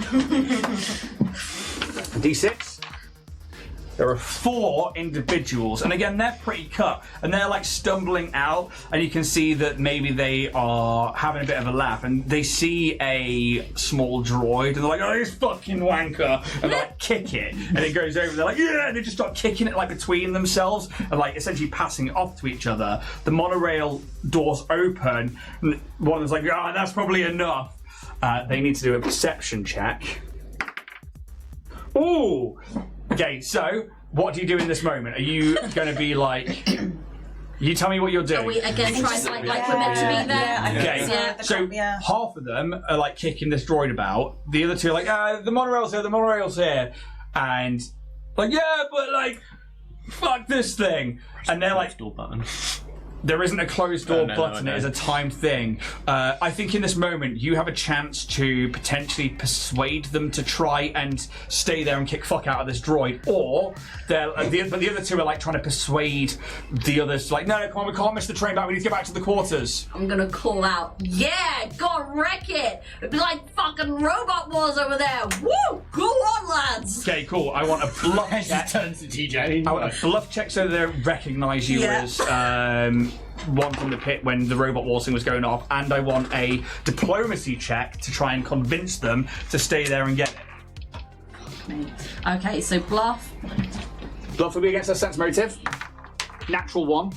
26 bluff. Yeah. And then diplomacy. Natural 20 for me. 32. Okay. Even with a nat 20, they ain't beating that. They're like, which way are you going? Yeah. No, we need to go the other way. We're not going crew quarters. We're not going officers' quarters. Fuck! They start like kicking the. Whoa! Look. Just said it's a single. Remember, let's to the morning! Well, I know that motto. No, they are convinced enough that like their monorail needs to go back the other way, and they're like, oh, I'm not going engineering. Let's have some fun with this, and they will stay and they will not jump onto the monorail, and they don't recognise you as the monorail doors close and move off to Black Market 4 and Pit. Bruce. Oh, I'm Sorry. No, why am I rolling a d20? I need to roll a d100. Jack, you're doing Black Market 4. 55. 85. 55. No, 55. 55? 55. I thought you said 85. I was like, oh man, it's a 25% chance that it's literally 85 through 100. That sucks. Really low on this one, so the next station is clear. As Yes. yeah, you guys move away, and then one of the last stops before the drift engine rooms is the main elevator. Who wants it? Siobhan! All roll it and divide it by 4. Yeah! No. That's fun, For a minute, I was like, that could no. Still works out. Wait, is that that's a 90, isn't it? Yeah. That's a 95. Credit. Yeah, you know what? Actually, yeah, I'm gonna. Now, That's that's not for us. specifically for a D20. And I've I like only Cred stick. very generously in the past said that I would allow it on certain things. I'm not going to allow That's it on this. Same for Cred sticks. Save Yeah, for Cred that's sticks. fine. No worries. Because I've only ever allowed that once or twice, and I did say it's not going to happen That's every time. Fine. I'm afraid not. A 95 is bad, by the way. Yeah. Yeah, I know. Yeah, I gathered. Right. Could it be? Let's get their feet up. Feet off the chair. I need, first of all, please, to roll some dice to work out which officer Jardaloo. it is a possibility, Yeah. and it is heightened with that 5%. So, 1, 2, 5. I don't know how they work. Just even on that. They won't be there. 6, 7, 8, 9. I'd like a D10, please. Someone else roll it. Oh, now you want someone else to roll it. No, for the good of the party. 10. 1. Oh, sorry, on a 10 reroll. 8. 2, 3, 4, 5. Wouldn't Why'd be you there. roll good now? I feel we got away with too much on that though. Like, we had a good run. That's it, we had a We had a good good run.